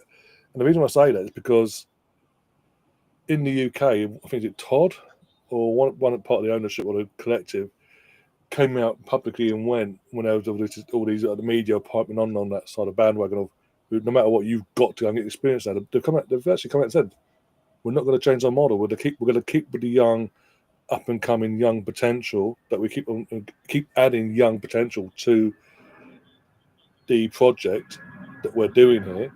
We don't look to be in any world beaters or basically experienced players that are going to take us to that next level faster. And that's why I don't think they're going to go and get a Gorka, because that goes against what everything they've built so far. Yeah. Another thing they need to sort out is Mudryk. What's going on there? Are they going to stick by him? And 4. At least according to my betting app, 4. No idea who scores this, but yep, Pete's confirmed. Pete has confirmed. Yeah. We may get up. I'm trying to look and see how my MLB bets are going, and I've got I think 3 or 4 different going on for this game. Kravitz, he's 1-on-1 with the keeper. Oh my god! Yeah, there goes one of my bets because it was under 3.5 goals. This is pathetic from Inter Milan. I'm sorry. Yeah. And my brother told me earlier, if this is Arsenal gets into a turn up, I don't fucking think so. Even the Arsenal we've seen for the last few months with nothing to our squad whatsoever, and just going through, we're playing a fucking midfielder as a striker, we'd get a result tonight. Oh, bloody, what's going on now? One sec.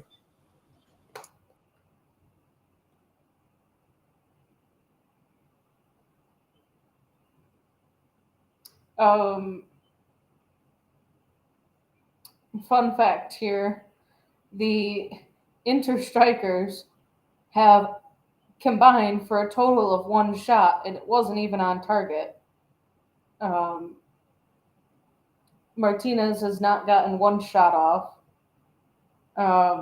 And Marcus Thurman got 1 shot off, but it wasn't even on target.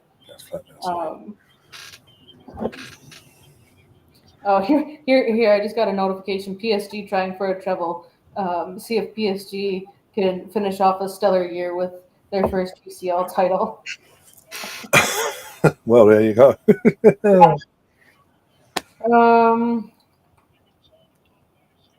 Let's see. Donnarumma has not had to make any saves.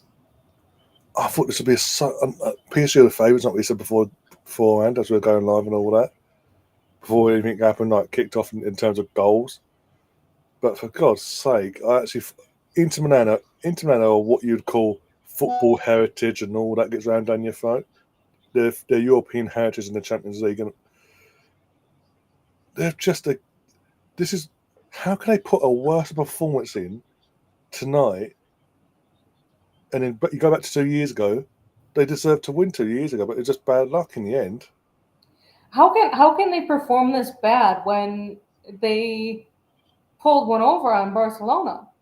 Oh, exactly. That would have been that had it been Barcelona versus PSG, I think we would have been seeing either a lot closer of a game where it was going to be like a 2-1 type of situation, or we would have seen 4-3, 4-4 going into extra time. Like we would have gotten a thriller of a game. But this shit from Inter. There is Donnarumma's first save of the game. Hey, Inter tried. 34 minutes, but still. 74 minutes and 48 seconds. Donnarumma got his first save of the game. Oh, and it's 4-0 already, so it's not really even gone in to be consolation. He wants the clean sheet. Oh my God. Pete says, I was watching the football tournament yesterday. The Chelsea fans were there on their side. Yes, Don, he bored the life out of me. I was on the Judge Mode channel a few months back with Don, and the conversation he had yesterday, Pete, he's been running that same rhetoric, that same word-for-word conversation for about 4 months now, maybe longer, but since I've actually interacted with him for like 4 months, so every show I see him on, he has to have this conversation about Arsenal Chelsea midfield. It's so mind-numbingly boring at this point. And if you, like you saw yesterday, if you refute it and you put facts against his argument, oh, you're saying our team's fit. Fuck off. Have a day off. Take a breather. Go touch grass. No, your midfield's okay, but it's not to the level of an Arsenal, because for the last as Terry said yesterday, the host, who's a Man United fan, Arsenal with everything that's going wrong this season in particular, in terms of our attack, we still managed to get our third season of second. The semi-final of the Champions League, with all the squad situation we had in general this season, semi-final of the Champions League, second again in the league, semi-final of the League Cup, disappointing the FA Cup, we all know that. You're just getting, Chelsea as a whole are just starting to get themselves round to potentially pushing themselves in the next year or two towards that in terms of where Arsenal are at the moment. We'll say, no, you're good, but you're not good enough to say you're better than a team that's done it for 3 years on the bounce now. The only thing that's held them back the last couple of years has been a striker, and this year in particular is our squad depth. Basically, Gav, his words were, he's been saying this for, as I say, 4 months. It's not even based off winning getting Champions League football or winning the Conference League or what we're going to call it. He's been basing this throughout the season, basically, but for the last 4 or 5 months, since I started interacted with him face to face by this on Judge Mo's channel, he has this rhetoric of Chelsea's midfield is superior to Arsenal's midfield, and if you bring up the last 3 years, he goes back to he then goes, but you go back 3 years ago, Granit Xhaka he's no longer here, but yeah, we've fucking moved on from Granit Xhaka. We brought in other players. We've still maintained a level to an extent. Yes, we haven't got them over the line, but we've maintained that level.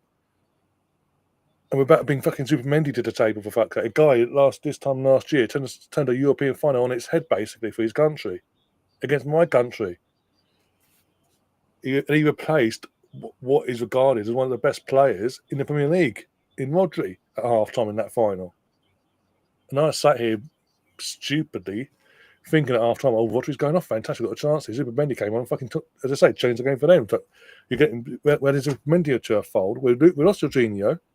We're adding Super Mendy into that midfield of him, that Zupa, Partey, Odegaard. We can get him back to his levels. Rice. Yeah, Rice. Potentially Thomas Partey if he signs a new contract for even if it's another year, just to bide us over for another year. Who else we've got players basically. We've got fucking Lewis Skelly can play midfield if we wanted him to. We've got Max. I think next season, I think we need to sign an actual left back and let Lewis Skelly play in his more natural position because I don't know if you were watching some of his games in the later part of the second half of the season, or even when he was playing for England. Like the dude was drifting so far infield, he was then just acting as a midfielder. I think that's what. But then again, I mean, we were, we had so much of the possession, and it was in, the final third so much. So it's like, also he also has the ability to track back and play on the left wing. And this is the thing. This is the thing with Lewis Skelly. I think Arteta has now seen what he's wanted all along with Zinchenko. When we brought Zinchenko in, and he did it. We heard about the inverted left wing into midfield, or left back into midfield, whatever. This is the next generation, a new generation player coming in terms of Mars. There is their second shot on target. And straight down the keeper's throat. But Miles Skelly is basically a younger version, more athletic version of what he wanted from Zinchenko. And I think he'll stick with that. I think he's basically going to make Lewis Skelly his left back from now on, who inverts into midfield because he does it so seamlessly, and he's a natural midfielder. Yeah, because he's a natural midfielder, but he can track. He got the athleticism 9 times out of 10 to track back and get him back into position. Pete says sort of been 5. Oh, my God. There he goes. Don't know who that is. Yeah. 9? Oh my God. Barco. Oh, he got cocky at the end and dragged it wide. Yeah. That's to see that almost with the dancing around that he did, and then the final, he did take a good old proper shot, but that that's it there. That he took. You want to know what that reminded me of? That reminded me of the Bruno Fernandes shot that he tried on versus Hong Kong. Hong Kong, yeah. Imagine losing to a team that's only been raided up and only just beaten a national team, basically, in an organised friendly. The fact that they lost to Malaysia's 11 or the Super All 12. Stars, the Asian All Stars, That's uh, it. Yeah, that's it. the Asian League All Stars.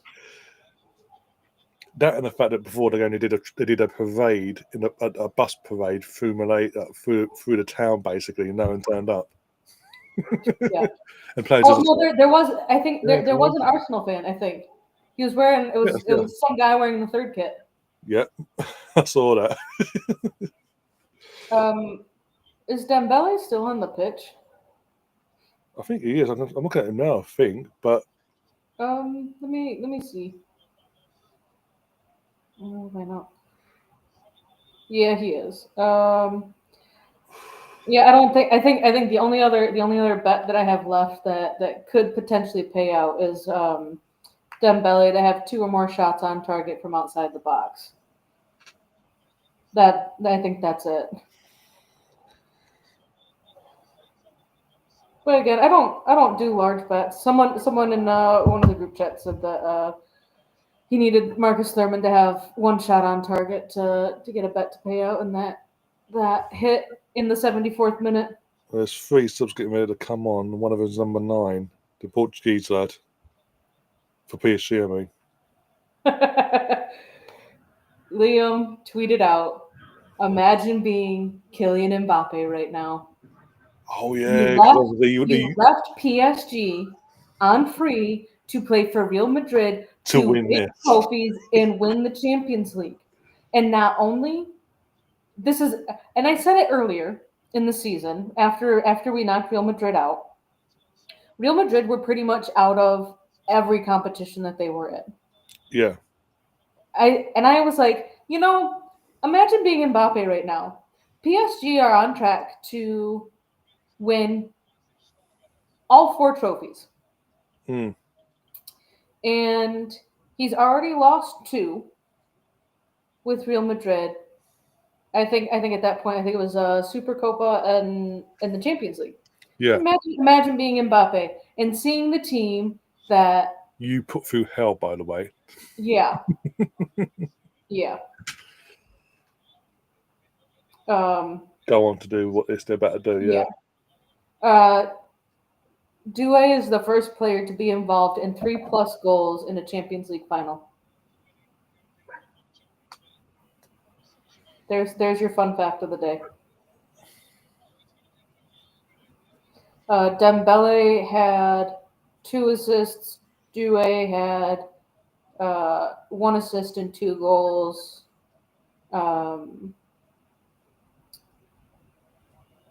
He is only 19.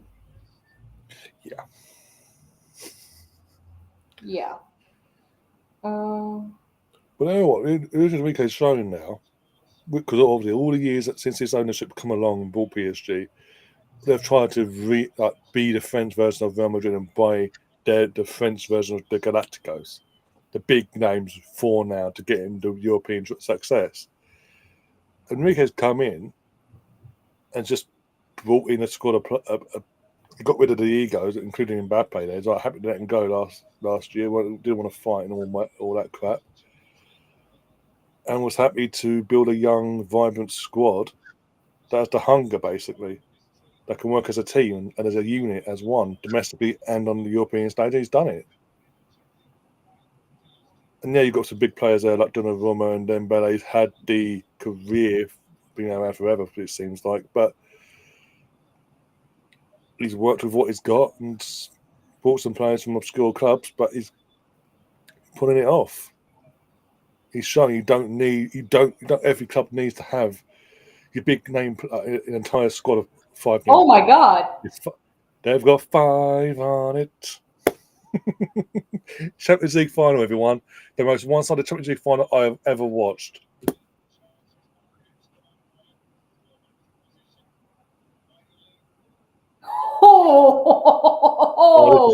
This is but that was what I've just seen there. That football was 2015 Barca. The intricate pass and the fluidity. Tippy tappy, pull the defense apart, boom boom, make the run off there, bang. Yeah. Patty Power has tweeted out that Kravastalia has Wow. won Serie A, Ligue 1, the French Cup, and the Champions League all in the same season because he Yeah, played because he for played with Napoli in the Napoli, first yeah. half of the season. They also said that the person in the crowd blowing a whistle the entire match is now my mortal enemy. But I put something in the um, group chat. Ridiculous. The scenes in Paris. People on the highway running across the highway, 3, 4 lanes of traffic. I don't even know where they're going to, but holy shit. That looks like I'm sorry, fun. Inzaghi's got to be sacked. He's got to get sacked after this. One Yeah. league title in 5 years. I don't know if he's won any other cups or whatever along the way, but 2 Champions League finals, lost them both. One narrowly, 1-0, I think it was, against Man City.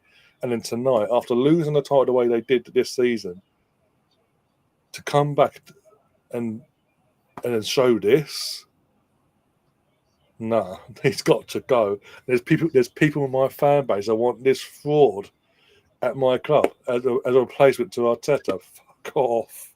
Seriously, behave yourselves. Oh, but he's won a league title.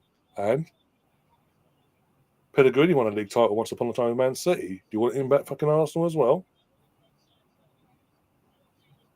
Fucking hell. Alpha says in the chat, 5-0, Inter must be thinking it must be pre-season game. The way they're playing like a pre-season. Oh, are they going for? Oh, no, called back. All right, this is now in the modern era. The Biggest largest score on, yeah. James Ducker for the Telegraph, primarily for Manchester, both sides of things. Put out 15 minutes ago. Arsenal were the best team in the Champions League this season, though. Remember?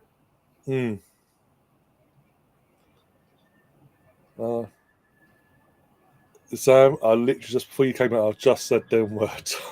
So you're not on your own. All right, here we go. Dumbass tweet of the week. So you know how earlier I read out the championship odds to win the EFL championship. Well, that same page has put out the list of who's won the championship from 1987 to 2025, or the playoff winners is what they tweeted out. And someone is like mad that no one's ever won it back to back with the mind blown emoji. Oh my god.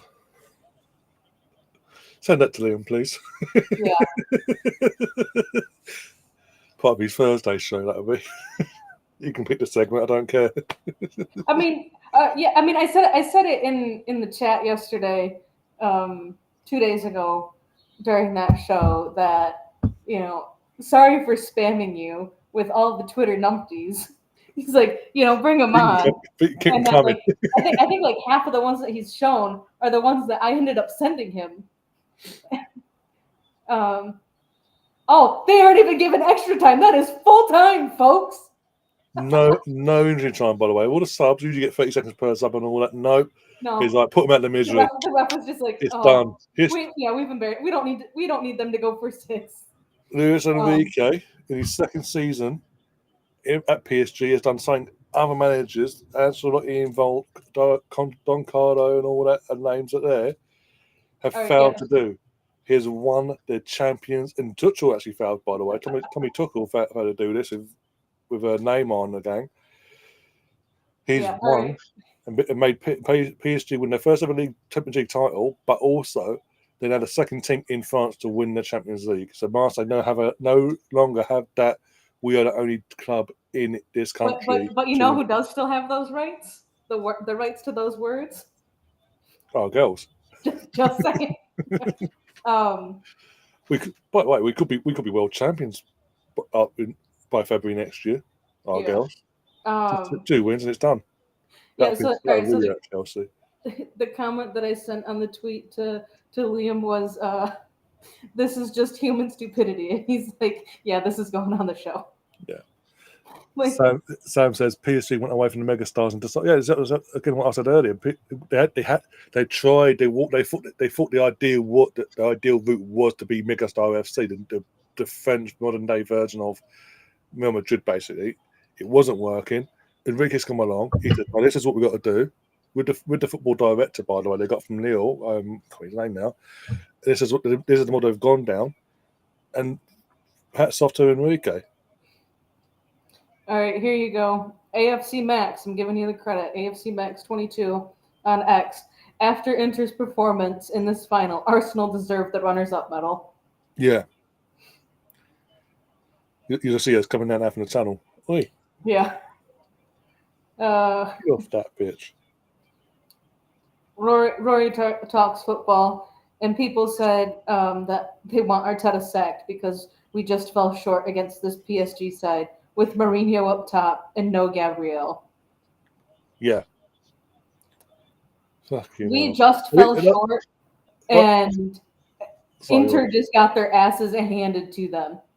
Like, you know what? I don't even know if Inter knew that they were playing today with how they played.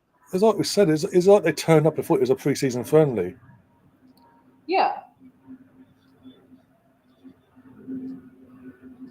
But Tottenham, it's good news though. At least Tottenham get back. At least Tottenham will get back in September, and where the Super Cup's being held. But no, right. at least we put up a fucking fight in the semi-final. We tried. Over the 2 legs, we did try to do something. Inter in 90 minutes of football tonight, 2 shots on target, both at the goalkeeper, both P-rollers effectively. It was pathetic. Absolutely pathetic from a club that has such history in this competition, who had the hurt of 2 years ago, to then come back, put the performance they did in semi-final against Barcelona, Enrique's former side, and now to just go, oh, we're here now, and not even try, no fight, no desire, just gave up from the Kimi go onwards. All right. Just I don't know who all is playing, but were Inter part or are Inter part of the Club World Cup? Oh, look now, one sec. I'll give you all the teams. One sec. So they there's a total of $1 billion, pounds, euros. I don't know the official currency that they're using. The prize pot for the Club World Cup is $1 billion. The breakdown of that is for the group stage, which is three matches, 2 million for a win, 1 million for a draw per club. Round of 16, you get an additional 7.5 million. Quarterfinal 13.1, semifinal 21, finalist 30. The winner gets 40 million. And someone's like, "Oh, that's higher than the Champions League." So you got well, no shit, it's higher than the Champions League. It's essentially privately funded. You got LAFC, you got Club America opening night. Is it? No, it can't be tomorrow. Oh, I can't. There could be a qualifier for it. Anyway, so as it stands, the teams you've got in it, you've got Al Hilal, the team from Egypt, Inter Miami, Messi, obviously, PSG, Atletico, Palmeiras, Porto, Bayern Munich, Auckland City, Botafogo, Seattle, Chelsea, waiting for confirmation on another team. Leon, not Leon, Leon, Boca Juniors, SL Benfica, Fluminense, Dortmund, Spencer Tunes, River Plate, Ola, ULSANHD, something Sundowns, I can't pronounce that. Monterrey, Inter Milan, Man City, WYDAD, Real Madrid, Al Hilal, Salzburg, RB Salzburg, and Pusher, Juventus, and Al Haim. Yeah. I've got all right. I've got Wenger talking to Thierry right now on the CBS Sports Network. Um, and Micah Richards. That's all I heard was, "Let me shake your hand." So, Love Sam's comment there though. yeah, of course they will. We've Uh, all got Big Ange at the helm.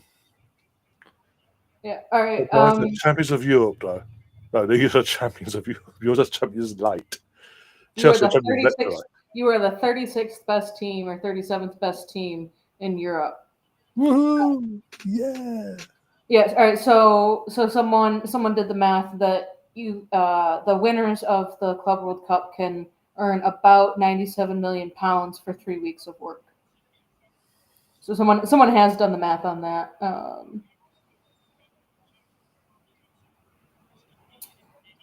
The Al Hilal are expected to appoint Inter Milan boss as their new head coach following tonight's Champions League final. So his head wasn't even in the final. His head was already dealing with He's Saudi like, money. I'm gone, I'm out of it. Bye.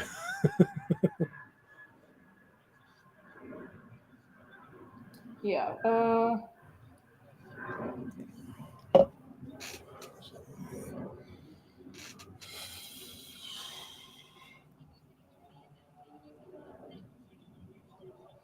I love this account because this does not seem like a real transfer rumor. Breaking: Barcelona are lining up a shock move for Arsenal's Martinelli. More to follow. They aren't even throwing in a source on there. I'm like, dude, where you're getting that is just, I don't know, not there. All right, here we go. Someone named George. This man left PSG to win the UCL just for PSG to potentially win it later this year. With this picture, No, it's karma, motherfucker. Look, it's not even just like last year at PSG. For like 4 or 5 years, he kept going, I want to go, I want to go. I signed a new contract, I want to go, I want to go. I signed a new contract, I want to go, I want to go. I'm out of it, bye.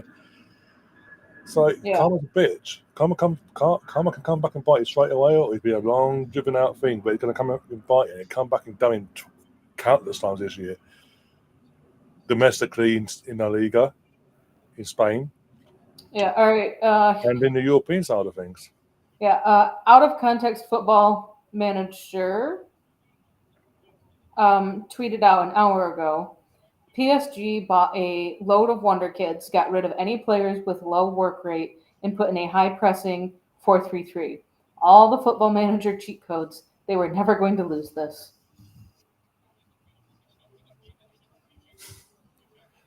By the way, I don't know if you just I'm talking about X. I'm on X now. I don't know if you saw this, but not a pundit, a journo who I called out quite a few years ago for his a few years back now, a few years back now, for his stupidity in how the whole Thomas Party, he's going to America, no, he's not, it's that and the other, especially the whole situation, beyond the sea potentially, and he's helped, and obviously in recent times he reached that, so can we do a collab, but only if you take that video down, piss off. Well, basically 7 hours ago, he put a tweet out saying Raheem Sterling's son Thiago has officially joined Arsenal's academy, signing for the under-9s. For fuck's Which sake. he has. Yeah, which is cool. Okay. Doesn't mean Sterling's staying put, though. It means Sterling can fuck off still. Raheem can still go elsewhere, go to Chelsea or go elsewhere. It just means his son gets a proper education in football. Would he actually just retire at this point? Maybe, because he's not had the best. Let's be honest. He's not He gonna be, didn't really. I don't even think he played last year much. He probably no. played as much football for Chelsea last season as he did. I think this season's really going to ram it. I think he probably rammed it home that he called it a day. Just go out, call it a day. You're not going to get in the World Cup squad for next year. There's nothing you can do at this point. Even Thomas Tuchel's not going to be in full if you pull out a season out, a miracle season out of your ass next season. It's not going to be enough now. Just Yeah. go out, bow out, Yeah, take you need to be plaudits. consistent. Yeah. Yeah, Yeah. Apparently, PSG fans were already clashing with the police, and it was only halftime. yep, sounds about right.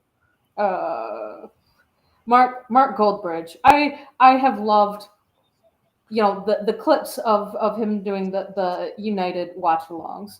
He he also has like been in favor of some Arsenal things with how the PGMOL has treated Arsenal. But he tweeted out PSG is an example of a team where the best player had to be sold for the whole club to move forward.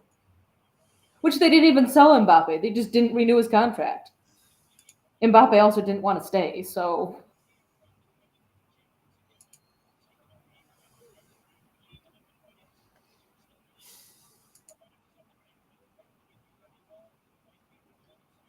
jeez. Yeah. Yeah, what is Doué's worth now going to be? He's got his market value has just got to have just skyrocketed.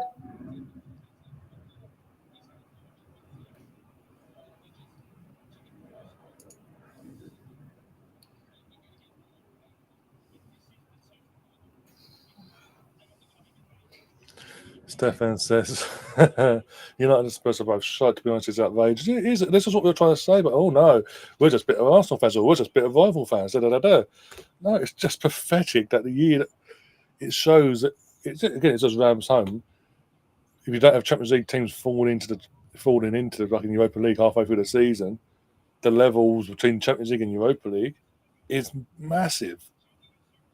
And realistically, if this had been closed off, a closed shop, even when we was in it back then in the Europa League, we might have won one or two, depending on how long the yo-yo and all that crap, how bad we were at the time. But hey, look, it is what it is. We move. But you can't tell me this new format in general hasn't shown up how big the levels are between the Champions League and the other respective competitions. The fact that £1 billion club can walk their way, you're in it to win it. You was in it from the get go. You can only play who you're put up against. But that's the level. You was always gonna win it. Into the fact the only real competition you had in the was in the final. Yeah, no surprise. There we go. Paris didn't take long with that. No, getting up the Eiffel Tower and getting it sparkly. But the fact that you was in a competition you were expected to win from the get go, and the only time you got tested was in a final, and that as brief as it was, says it all about the level of that competition. And yeah, you've got them all, but you can brag about we've united all the European trophies in our history. The only club only club in European football to win all the European cups, this, that, and what. But yeah, look how bad you've got to be at a level to be in said competitions, to win said competitions in your history. This is meant to, since Roman's come in, you're meant to move past this. If you'd won this, if this competition had been around, conference had been around prior to Roman, I could understand you being like, well, hey, let's go, But you're meant to, as a fan base and as a club, you're meant to have moved on. This is showing everyone how, even though you are in the Champions League next season, how far you've fallen in the last 5, 6, 7 years, even in the back end of Roman's times. But the levels aren't the same. There are massively stark differences between Champions League, Europa League, and this new formatted conference bullshit league. All right, they're doing the medal presentation. Yeah, it comes PSG. There were, I think, more players than not that received their second place medal and immediately removed it after the fact. Yeah, You did not see Barcelona do that. Yeah, that they accepted their medal with dignity. Yeah, that bullshit, by the way, that you just mentioned there about the taking medals off of it. That only started back in the South African World Cup when Holland lost, and now just taking. That's when they started doing all that, taking off the medals and fuck it. We're not happy about this. We expect better.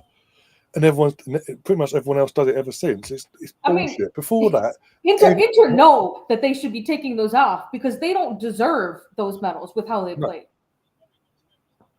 All right, so Sam Blitz put out this dominant treble-winning PSG team were beaten unexpected goals in just 6 matches this season. Those games: Monaco away, Bayern Munich away, Aston Villa away, Arsenal away, Arsenal away, Arsenal home. We had them out.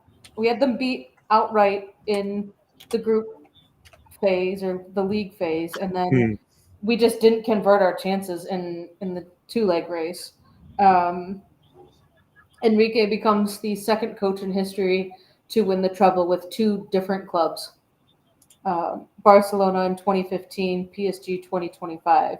The other manager to do that, Pep, Barcelona and Man City. No, but yeah, in general, we're just saying in terms of for a final, this is professional from Inter Milan, and basically, yes, we can all be disappointed how things played out between over 2 legs between us and PSG. We could be disappointed, of course we can, but we gave PSG a fucking fight more. We gave PSG a fight more than Inter have done in a final. This has been the most one-sided final I've watched ever. The fact that they set the record for the largest margin of victory in both in the totality of the competition, the most goals scored in a final was the 1960 final between Real Madrid and Frankfurt, which Real Madrid won 7-3. That was 4-goal difference. There have then since then been 3 other finals in which the scoreline was 4-0. The most recent one was 1994 AC Milan versus Barcelona. PSG showed up on the pitch and they were like, we're going to do this. We're not going to fuck up this final. And then they went and scored 5 goals, setting a new margin of victory record for a final.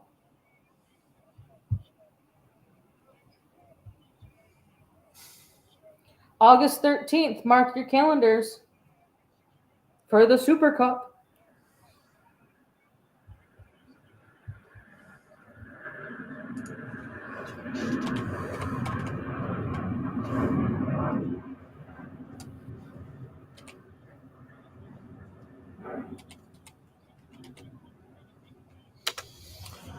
I'll quite happy to do that Super Cup final because I know PSG will tear Tottenham to pieces.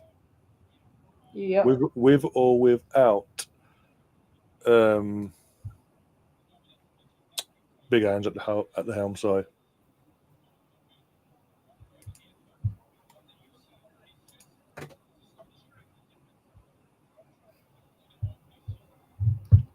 Here you go, this AI edit. One sec.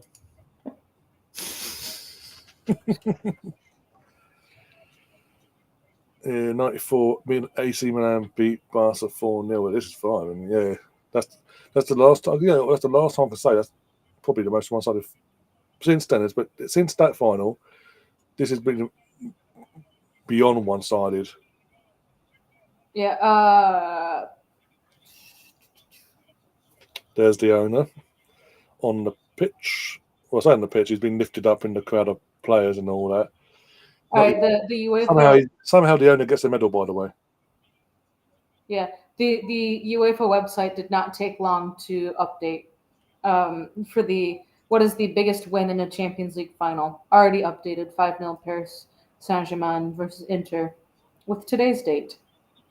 Now, AC Milan won 4-0 twice, once in 89 for the European Cup and once in 94 for the Champions League.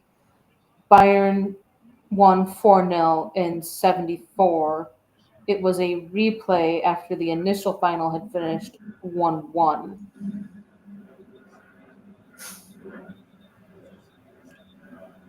See, they should have added one. I think the ref fucked up. Should have added injury time or stoppage time,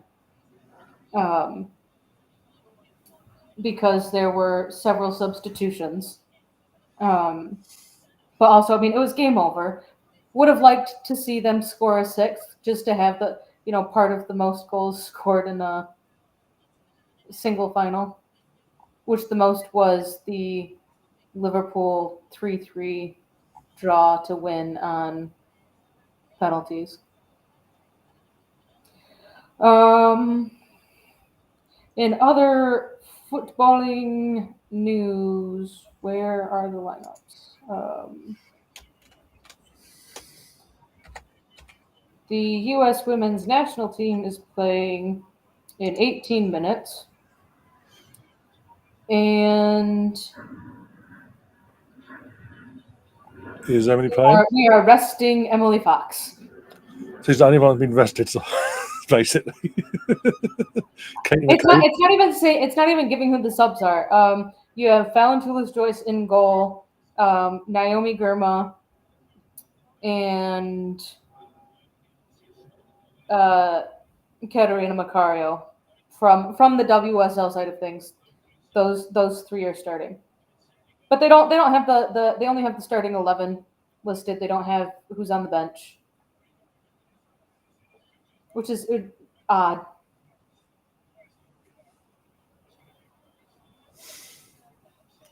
But that'll be an interesting game, I think. Yeah, definitely. I think Emma Hayes is trying to tease out who all she can start to pull up and play for the World Cup next year.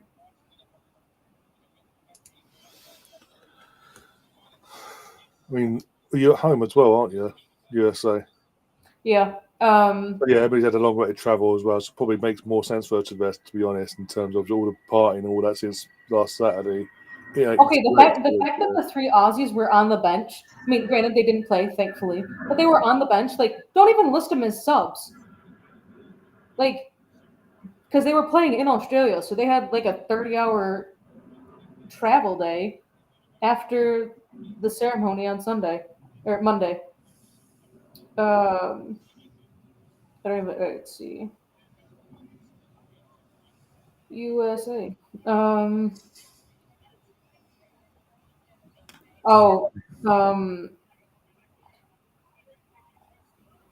The U.S. is playing China today, and then Jamaica on June 3rd, and then they're playing 2 games against Ireland, one on June 26th and one on June 29th. I am going to the game on June 29th. So that is the closest one to me. And I'm excited about that. I think it's still like a 6-hour drive for me to get down there, but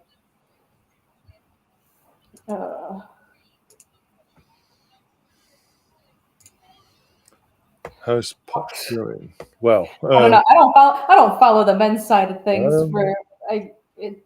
They're embarrassing, is what they are. Not good, not looking good, Gav. That's all I'm saying. U.S. national.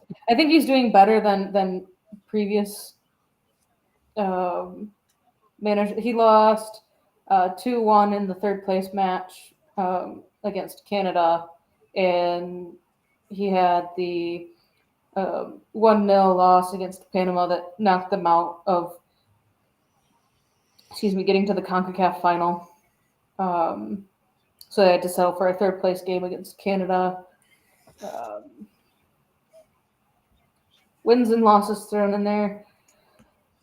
Playing Turkey and Switzerland, and then Trinidad and so those first 2 are friendlies. Then they're playing Trinidad and Tobago, Saudi Arabia, and Haiti in the CONCACAF Gold Cup games. And those 5 games are starting June 7th, ending June 22. So they have 5 games in 15 days. 14 days.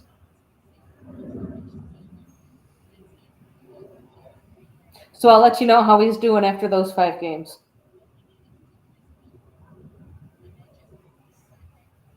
Yeah, basically.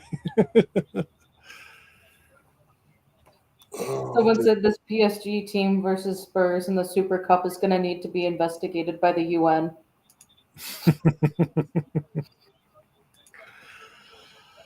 Oh dear, could have been a North London derby. We had a bit of luck last night, but hey, it's what it is. In the women's footballing world, um, the Lions, as I think we can now call them, it's not Leon anymore. It's the Lions. Um, That's branding to a T. owned by Michelle Kang. Yeah, that's She branding to a also T. owns Washington Spirit and London City Lionesses.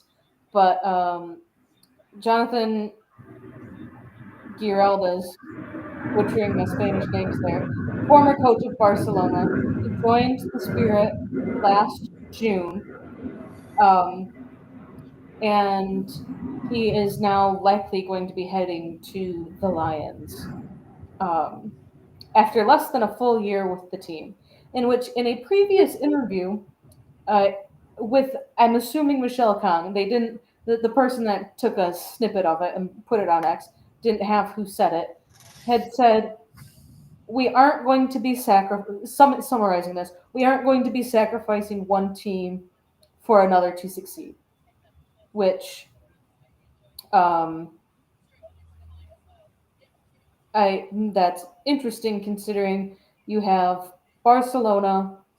You buy out the Barcelona coach, get him to the NWSL, and he and his squad are sitting fourth.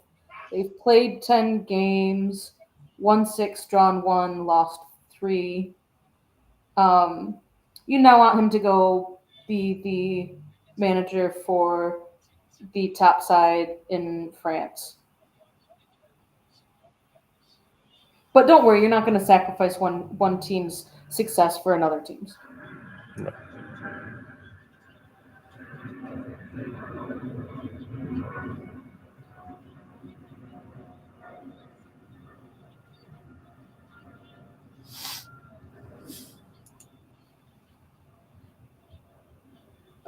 Not sure if this is actually true, but apparently there's a lot of shit on fire in Paris right now. Like Probably celebrate. trash on fire, and we're gonna throw it in the street. So you can't drive in a straight line. You gotta zigzag it all the way out. Oh dear. Oh yeah, Mr. Tom, how are you feeling about that transfer rumor of Firpo leaving?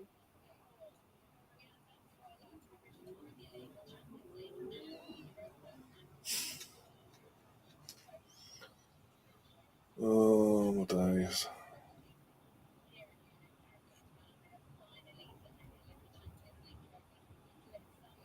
Ooh, and that's the Champions League over for another 38 days.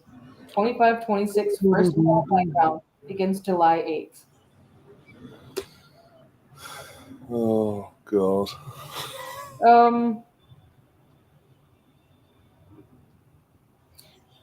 no, but I mean, you can probably see, some of the country flags there better Mm, than the names, but not yeah. exactly top flight thrown in there.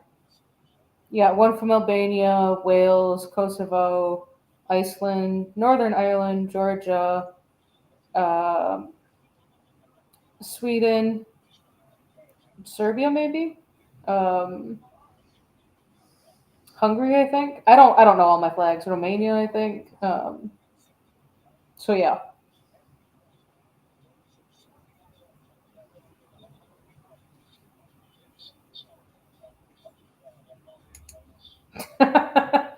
Question of the day: what if someone who kisses the Champions League trophy had herpes slash cold sores? Fucking hell.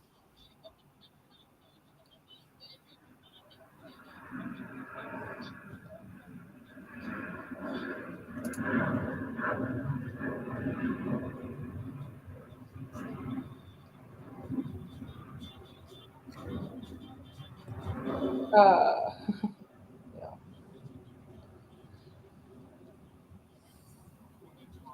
oh no, it's been a little, yeah, just about a week now since I've ordered my Arsenal merch and haven't got the hey it's shipped yet, but I also didn't pay for expedited shipping because I was not about to do that. But hoping my new jersey and my Champions of Europe sweatshirt is going to be Gonna be here by next week.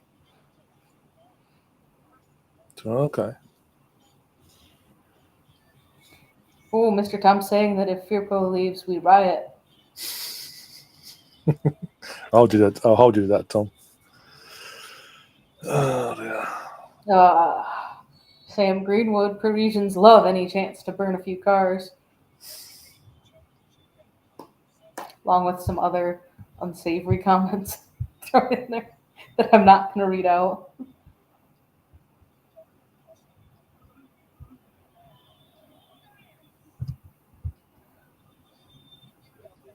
Oh, I don't have the volume up, but Potch was just doing some sort of interview type thing.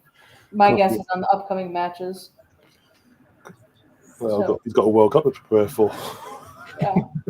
Well, He has the two friendlies, and then he has two friendlies, and then three matches for a trophy, or at least to go on. So it's the Gold Cup, the CONCACAF Gold Cup. Yeah. Oh, here we go. They're doing this whole ass segment on the U.S. stars that were part of the Palace squad for the FA Cup, and who's there? Matt Turner.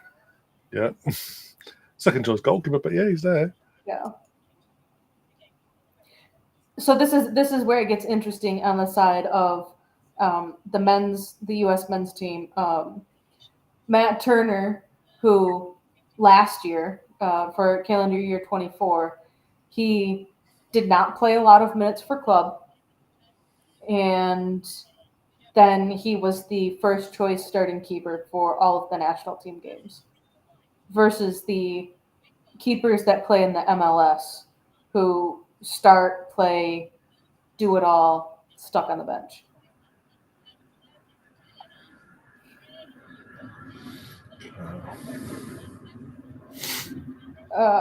Gav's asking where we're doing preseason tour.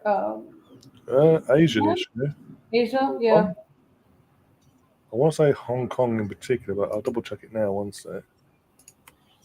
But it is in Asia. No, it's not in the US because of this Club World Cup thing. We can't do it. Well, We can't. Yeah, I can't do the U.S. tour. Can't do the US tour because the Club World Well, Cup. I mean, you could, but there's a lot of in and I don't out. know. I think you if Arsenal were playing because all right. So United, Bournemouth, and two other teams. I can't remember who are playing. They are playing in the U.S. this summer. So yes. Oh, sorry. Singapore National Stadium against AC Milan, July 23rd. There's the North London Derby in Asia. Singapore again against Newcastle on the 27th. And at the end of July and 31st at the Kai Tak Stadium, Arsenal versus Tottenham. So yeah, Singapore basically.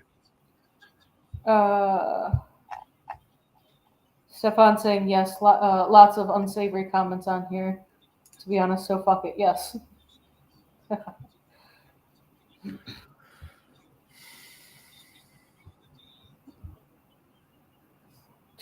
When Gav's saying the transfer window opens tomorrow till the 10th of June and then reopens on the 15th.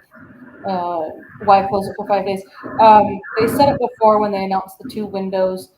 The transfer window can only be open for, say, 90 days. It can only be open for a certain amount of days, but they couldn't move the entire window open and have it closing early due to the Club World Cup. So they decided to put a small break in there to still be within the X amount of days of it being open and still allowing teams that are playing in the Club World Cup to make signings that they want in that first window.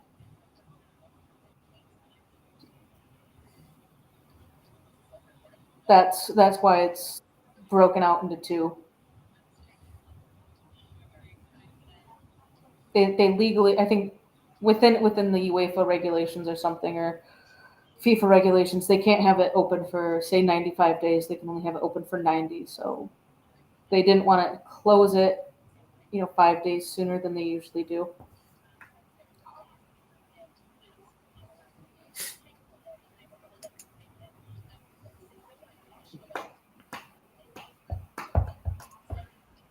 season tonight, and new season starts tomorrow. Quite literally, from a transfer point of view, anyway. Oh dear. Before you know it, Tom, it'll be pre-season again. Before you know, even before pre-season, it'll Club World Cup to look forward to in 15 days' time. Whenever it is. Arsenal should sign at least one player in the first window, if not two. Yeah, I do. Probably famous last words for me, but I do think at least Supermendy will be announced in these first 10 days. He should be. This mini window thing. So, striker-wise, potentially, hopefully in the back end of that 10 days, we might announce a striker. I hope. Otherwise, it'd be early doors of the all four in 1 year. Yeah. And mind you, 2 months ago they were on track for all four. All four. Yeah. Or 3 months ago. I don't know the timing of the French domestic cups. Someone said PSG Barca would go like 4-4 right now, but we have to watch Dumfries and DeMarco with a certain type of attack coordinations.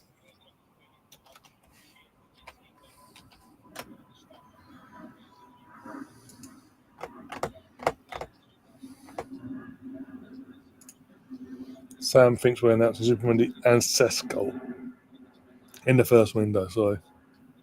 I think it's going to be. I think we should be announcing one striker, if not two. Honestly, I would not be surprised if we signed 2 strikers. The 2 strikers that we've been linked with. I think even with that, I know his Jesus can't be sold because he's ACL, but I do think we will sign 2. We need to really, and you can still have people lose their minds. You can still use Kai as your false 9, but you can also play him in a role elsewhere, maybe in certain games. You can mix it a bit. He's meant to be a versatile player after all. We're meant to be an evolving squad trying to get ourselves over the line and win big trophies. That's what you do. You adapt. You move on. And all that jazz. Obviously time will tell. But I hope we sign 2 strikers. We do need to get the first one in the door quick. I cannot have an entire summer of us. Any day now, here we go. Gonna be announced any day now. It goes down to the fucking last knockings. No, we need, in terms of starting players, but we're bringing in, we need them announced ASAP. So come the pre-season starts and all that, come back for pre-season, players are coming in, and from day one of training the manager, new players, getting used to the system, the environment, get a whole pre-season under their belt with their new team, and we're ready and raring to go fitness-wise for the new season ahead. Ronaldo is expected to sign a new 2-year contract, and he'll be 42 when the deal ends. Yeah, because there was rumours that he wanted to sign with a club in the Club World Cup and be with Messi. Have him go out on loan for 2 months. Sounds an SR, isn't it? Down to them now. Can you imagine if like Man City picked him up? Just for shits and giggles, why not? Or Chelsea. Probably Chelsea. Chelsea couldn't pay him. Well, Todd Buddy wants it. We always wanted him. Yeah. Oh dear, Gav, you ain't get. I've said it before. Your ownership have said they're not going to sign any big guns. They're going to sign young, upcoming, still the prospect players. And that's the problem with Chelsea. Like they need to sign big player, but they can't do that fiscally. Like financially, they are so fucking poor that they can't sign anyone except for 20 more players that are either free or max out at like 17 million.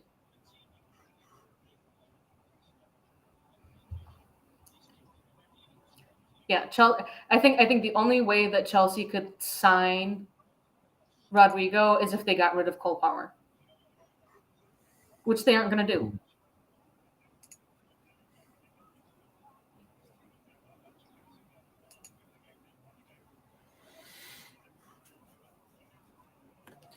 The Guinness Goal of the Season winner is Marmouche.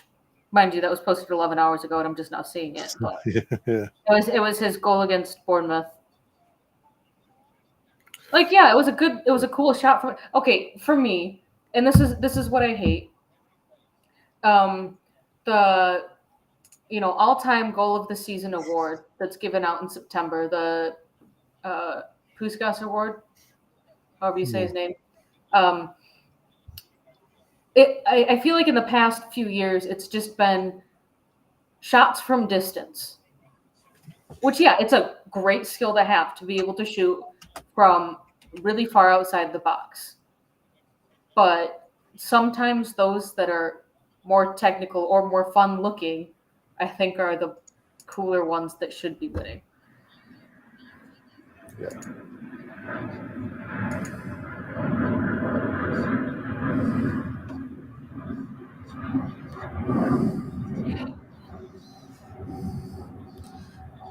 Gav says you may have just made 150 million by getting into the Champions League, and obviously a bit of prize money you got from the conference, a bit of prize money you got from Conference League, but UEFA have already come out bringing their debt to zero. But UEFA have already come out and said they're not acknowledging your sale of your own women's team to yourself, so part of their ownership. They're not acknowledging that. They're not acknowledging any of your sales of your hotels. So far as they're concerned, you're in the black. You're not black. You're in the red. Sorry.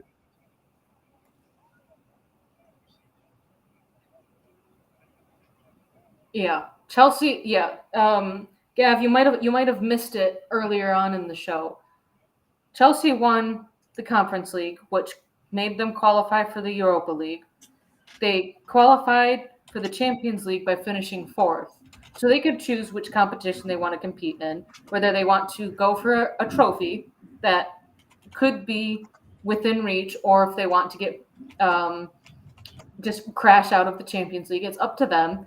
Or there's option number 3, in which UEFA do not recognize the sale of company from parent company to child company or to a sister company. And since UEFA doesn't recognize that, they are then in breach of financial ruling. So they could potentially be banned if they don't figure out their financial situation. They could be banned from playing in Europe, which probably is going to be like a 3-year ban if you actually think about it. It is likely not going to be a 1-year ban because to figure out your financials will take longer than 1 year. And also under the old ownership of Roman, there was that transfer ban. It was a 2-year. They got reduced to a 1-year ban as well. So there's the recent history between Chelsea's finances and UEFA and rule breaking and that side of things as well. So there could be that recent bias within the UEFA as well, of knowing you've been punished recently on other rules you broke, and now here we are again under new ownership and new guidance. But still, these are probably even worse than the first time. So they're going to want to make you didn't learn, even though it's new ownership, you didn't learn any lessons. So we're now going to throw the book at you basically, and know that none of this. We're going to give it to you and then take it back and actually half it. It's going to be whatever they give you the first time. Stick. You have to stick with it basically. Oh, now he's coming back and saying, "Oh, we might get a new top sponsorship from some Saudi company worth £1 billion over 4 years." So that's solving part of your problem. Stefan telling me that you can't choose between going to Europa League or Conference League. I've seen it from multiple people saying that they can choose in which competition they want to compete in because they've qualified for both. But then it just comes into the why would you compete in a competition that pays less than the other one?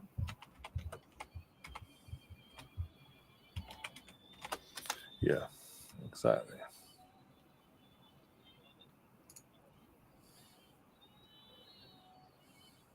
Kvaratskhelia is not going anywhere. I mean, if you're saying he's a quality player and PSG are very happy to have him, that's probably true. But I don't see him going anywhere considering he just joined in January.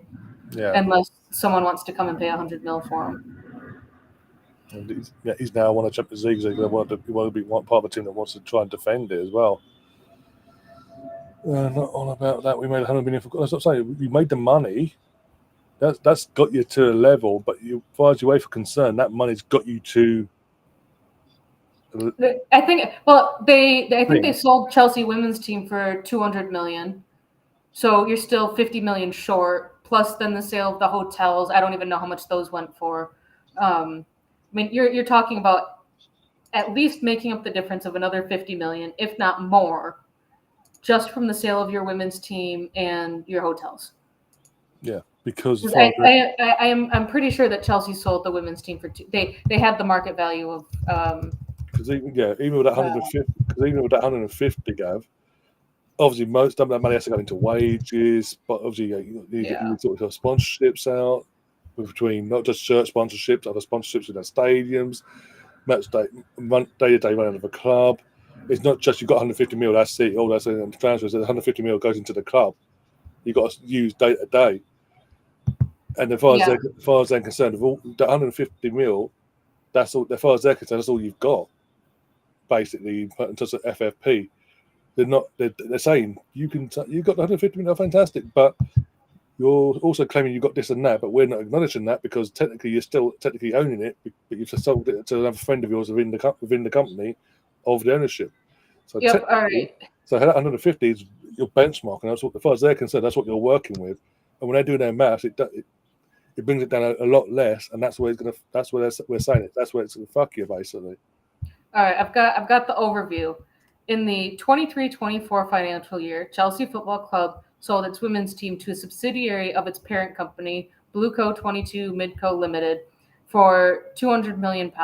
This transaction, which was reported as a profit of $198.7 million, has been the subject of scrutiny by the Premier League, who are assessing whether the price reflects a fair market value.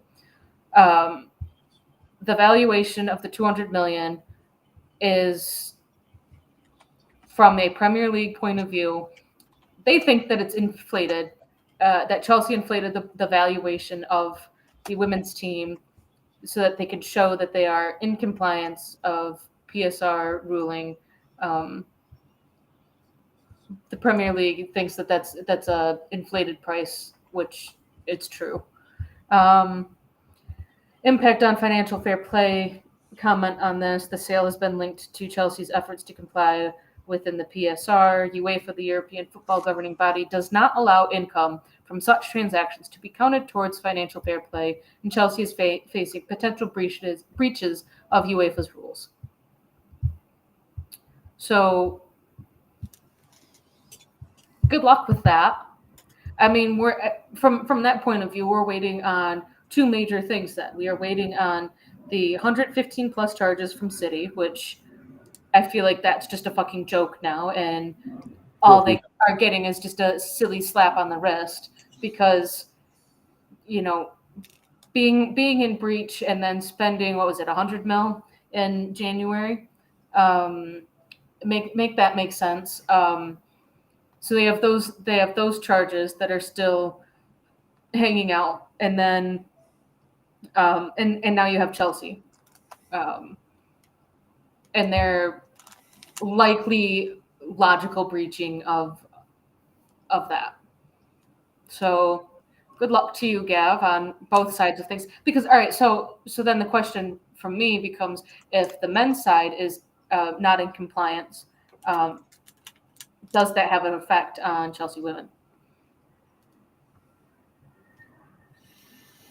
I think eventually, yeah, because the money's got to come from somewhere. Yeah, I mean, they've already shown they've just come in, they've let things go in terms of keep going under Emma and then Sonia for the last 2 seasons, but that only goes so far if their men's side is not getting in the money and allowed to compete the way they want to compete and be men of their words in terms of what they say towards their the men's, obviously the men, the fan base that follows the men's team. Something's got to give, and we've seen even nowadays. There's clubs. I mean, Blackburn. We've seen it even in our Blackburn, Wolves, and all. But we're going to talk about Blackburn here, who's missed out on playoffs, the men's team, and within days of the season ending for the championship, the women's team have been pulled out of what is now the WSLT for next season, for financial reasons. Yeah. So they say anyway. All right, I gotta pop off. Yeah, I'm I going need to get to out of I need here to as go well. eat some food. Yep, same here. I know it's late, but I need to eat as well. I'm literally, even though I've got cotton on, it's still muggy. It's like 20 to 11. It's gone 19 minutes to 11 at night here. Still muggy. I've got cotton on. It's literally stuck to me. Backward in the back anyway. Like seriously. But yeah, thanks. Obviously, I know it's a bit. I know we came on late and all that. It was a bit of a rigmarole at the start from my point of view. But yeah, congratulations to PSG. We finished second. Yeah. Well, better than fucking needed it. We as well fucking finished second. We at least again. I know BX was taking BX were taking the people out. We're taking the PSG, but at least we gave PSG a fucking fight. Inter turned up in the final and gone. No, we don't bother. Yeah. And now we're hearing there's rumours that obviously we're hearing since the full-time whistle that Inzaghi's job was on the line anyway. It's gone anyway, no matter what. So That was actually like a tweet from like 12 hours ago. And we've seen it in years gone by. Was it before we go? Mancini was at Man City when they lost the FA Cup in the final is Wigan in 2013.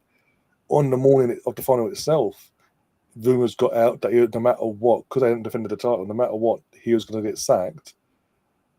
And then we've seen the final, pretty much what we see today in terms of lackluster, going through the motions, and another team wins, and like Wigan did, and Mancini was gone. The rest is history. And it's happened other moments, domestic in England and around the world as well, where a manager gets told before a final or whatever, not happy if you're gone, no matter what, and the other team that they're playing that day goes on to win. Apart from last year with Ten Hag, the only occasion it hasn't happened when Ten Hag was told he was gone, won an FA Cup, and the board yielded to the fans' persuasion of giving him more time under their new ownership, and look at that played out for them. So that's a rare occasion. It doesn't where they changed them on at the last second, basically, because no one else wants to come in and get into this wreck of a club that is Manchester United. So Inzaghi, but again, like we said, throughout this stream, there's been people in our fan base, whilst we've been live, even when it was 2-0, begging for Inzaghi to be the manager of Arsenal. I don't fucking think so. Not after that performance. League Gunner, I can say his name. League Gunner will be spewing now because he's been one of them pushing the Inzaghi thing of when he's on a league title, get him in, he'll do wonders. Well, you're fucking one league title in how many 4 years? But that is out of 3 pushes for the title in 4 years, he's bottled 2 of them. He's bottled 2 Champions League finals. Domestic cups aren't. I don't think he's done well in domestic cups either, especially this season, as we've seen. You're going from compete for a quad to winning nothing with the squad that they've got. That shouldn't be happening. It proves again. It proves my point. When the semi-finals, when it was the final 4, I said whoever wins out of our game between us and PSG will go on to win. Because Barca are gettable, Inter harder, but you never know. But we were more set up on our side, no matter what. And Inter has proven my point tonight. They were pathetic, absolutely pathetic. I'll go hark on this. For the history they have in this competition, where it's as a Champions League and as it was European Cup prior, in terms of naming rights and all that, this was pathetic from them. And yeah, I can't give them any praise or hard luck maybe next time because they don't deserve it. To say that was the most one-sided final since AC beat Barcelona 4-0 back in the 90s is meant to the modern era. But look, it is what it is. We move on. I think now we're going to be back now. What are we on Saturday? I don't think there's anything planned tomorrow. So are you doing Spain versus Lionesses? When's that? Because my mind's on all over the place at the moment. Just whether Tuesday. If it's Tuesday, I probably will do actually, just for the sake of it, in terms of content and our girls. 6 p.m. kickoff. Yeah, Your time. I'll Your be able time. to do it. Yeah, I'll be able to do that. Yeah, just for the sake. I know it's a Nations League game. I'm not a fan of the Nations League per se, but see our Champions League winners. The reason I didn't do it till last, it was too muggy to come up here and do it. I will sadly be stuck at work. It is an in-office day, and it will be at 1 p.m. for me. Yeah. So Yeah, I would have done last night's game, but literally it was so hot and muggy over here. If I come up here and set all this up, you think I'm complaining about being sticky now? Oh my god, it would have been pouring off me yesterday. It would have been ridiculous, all the heat and all that. But hey, all right. no, but I will be back. So I got Monday, got the last All Arsenal podcast in its current format of the season review for both teams. So that's on Monday. You got obviously England Tuesday, Spain versus England. England versus Spain? Is it Spain we're playing? Yeah. England versus Spain on Tuesday. The winner of that game Yeah. will top the group and be in the championship playoff. Woohoo. Spain just need a draw. We need to win, basically. Yeah. Are we at home or away? It is in Spain In Spain, so away. at the RCDE Stadium. Okay. So it's literally like but we win, we're good. They draw or basically avoid defeat. They're good. Basically, it's basically when they take so, which is cool. Also that's Tuesday. Wednesday probably have a quiet night off. Thursday you got your Cullen and Jones, as we've found out tonight. You got a bit more from the numpty section. We've had a few more numpty towards Liam's direction for that show.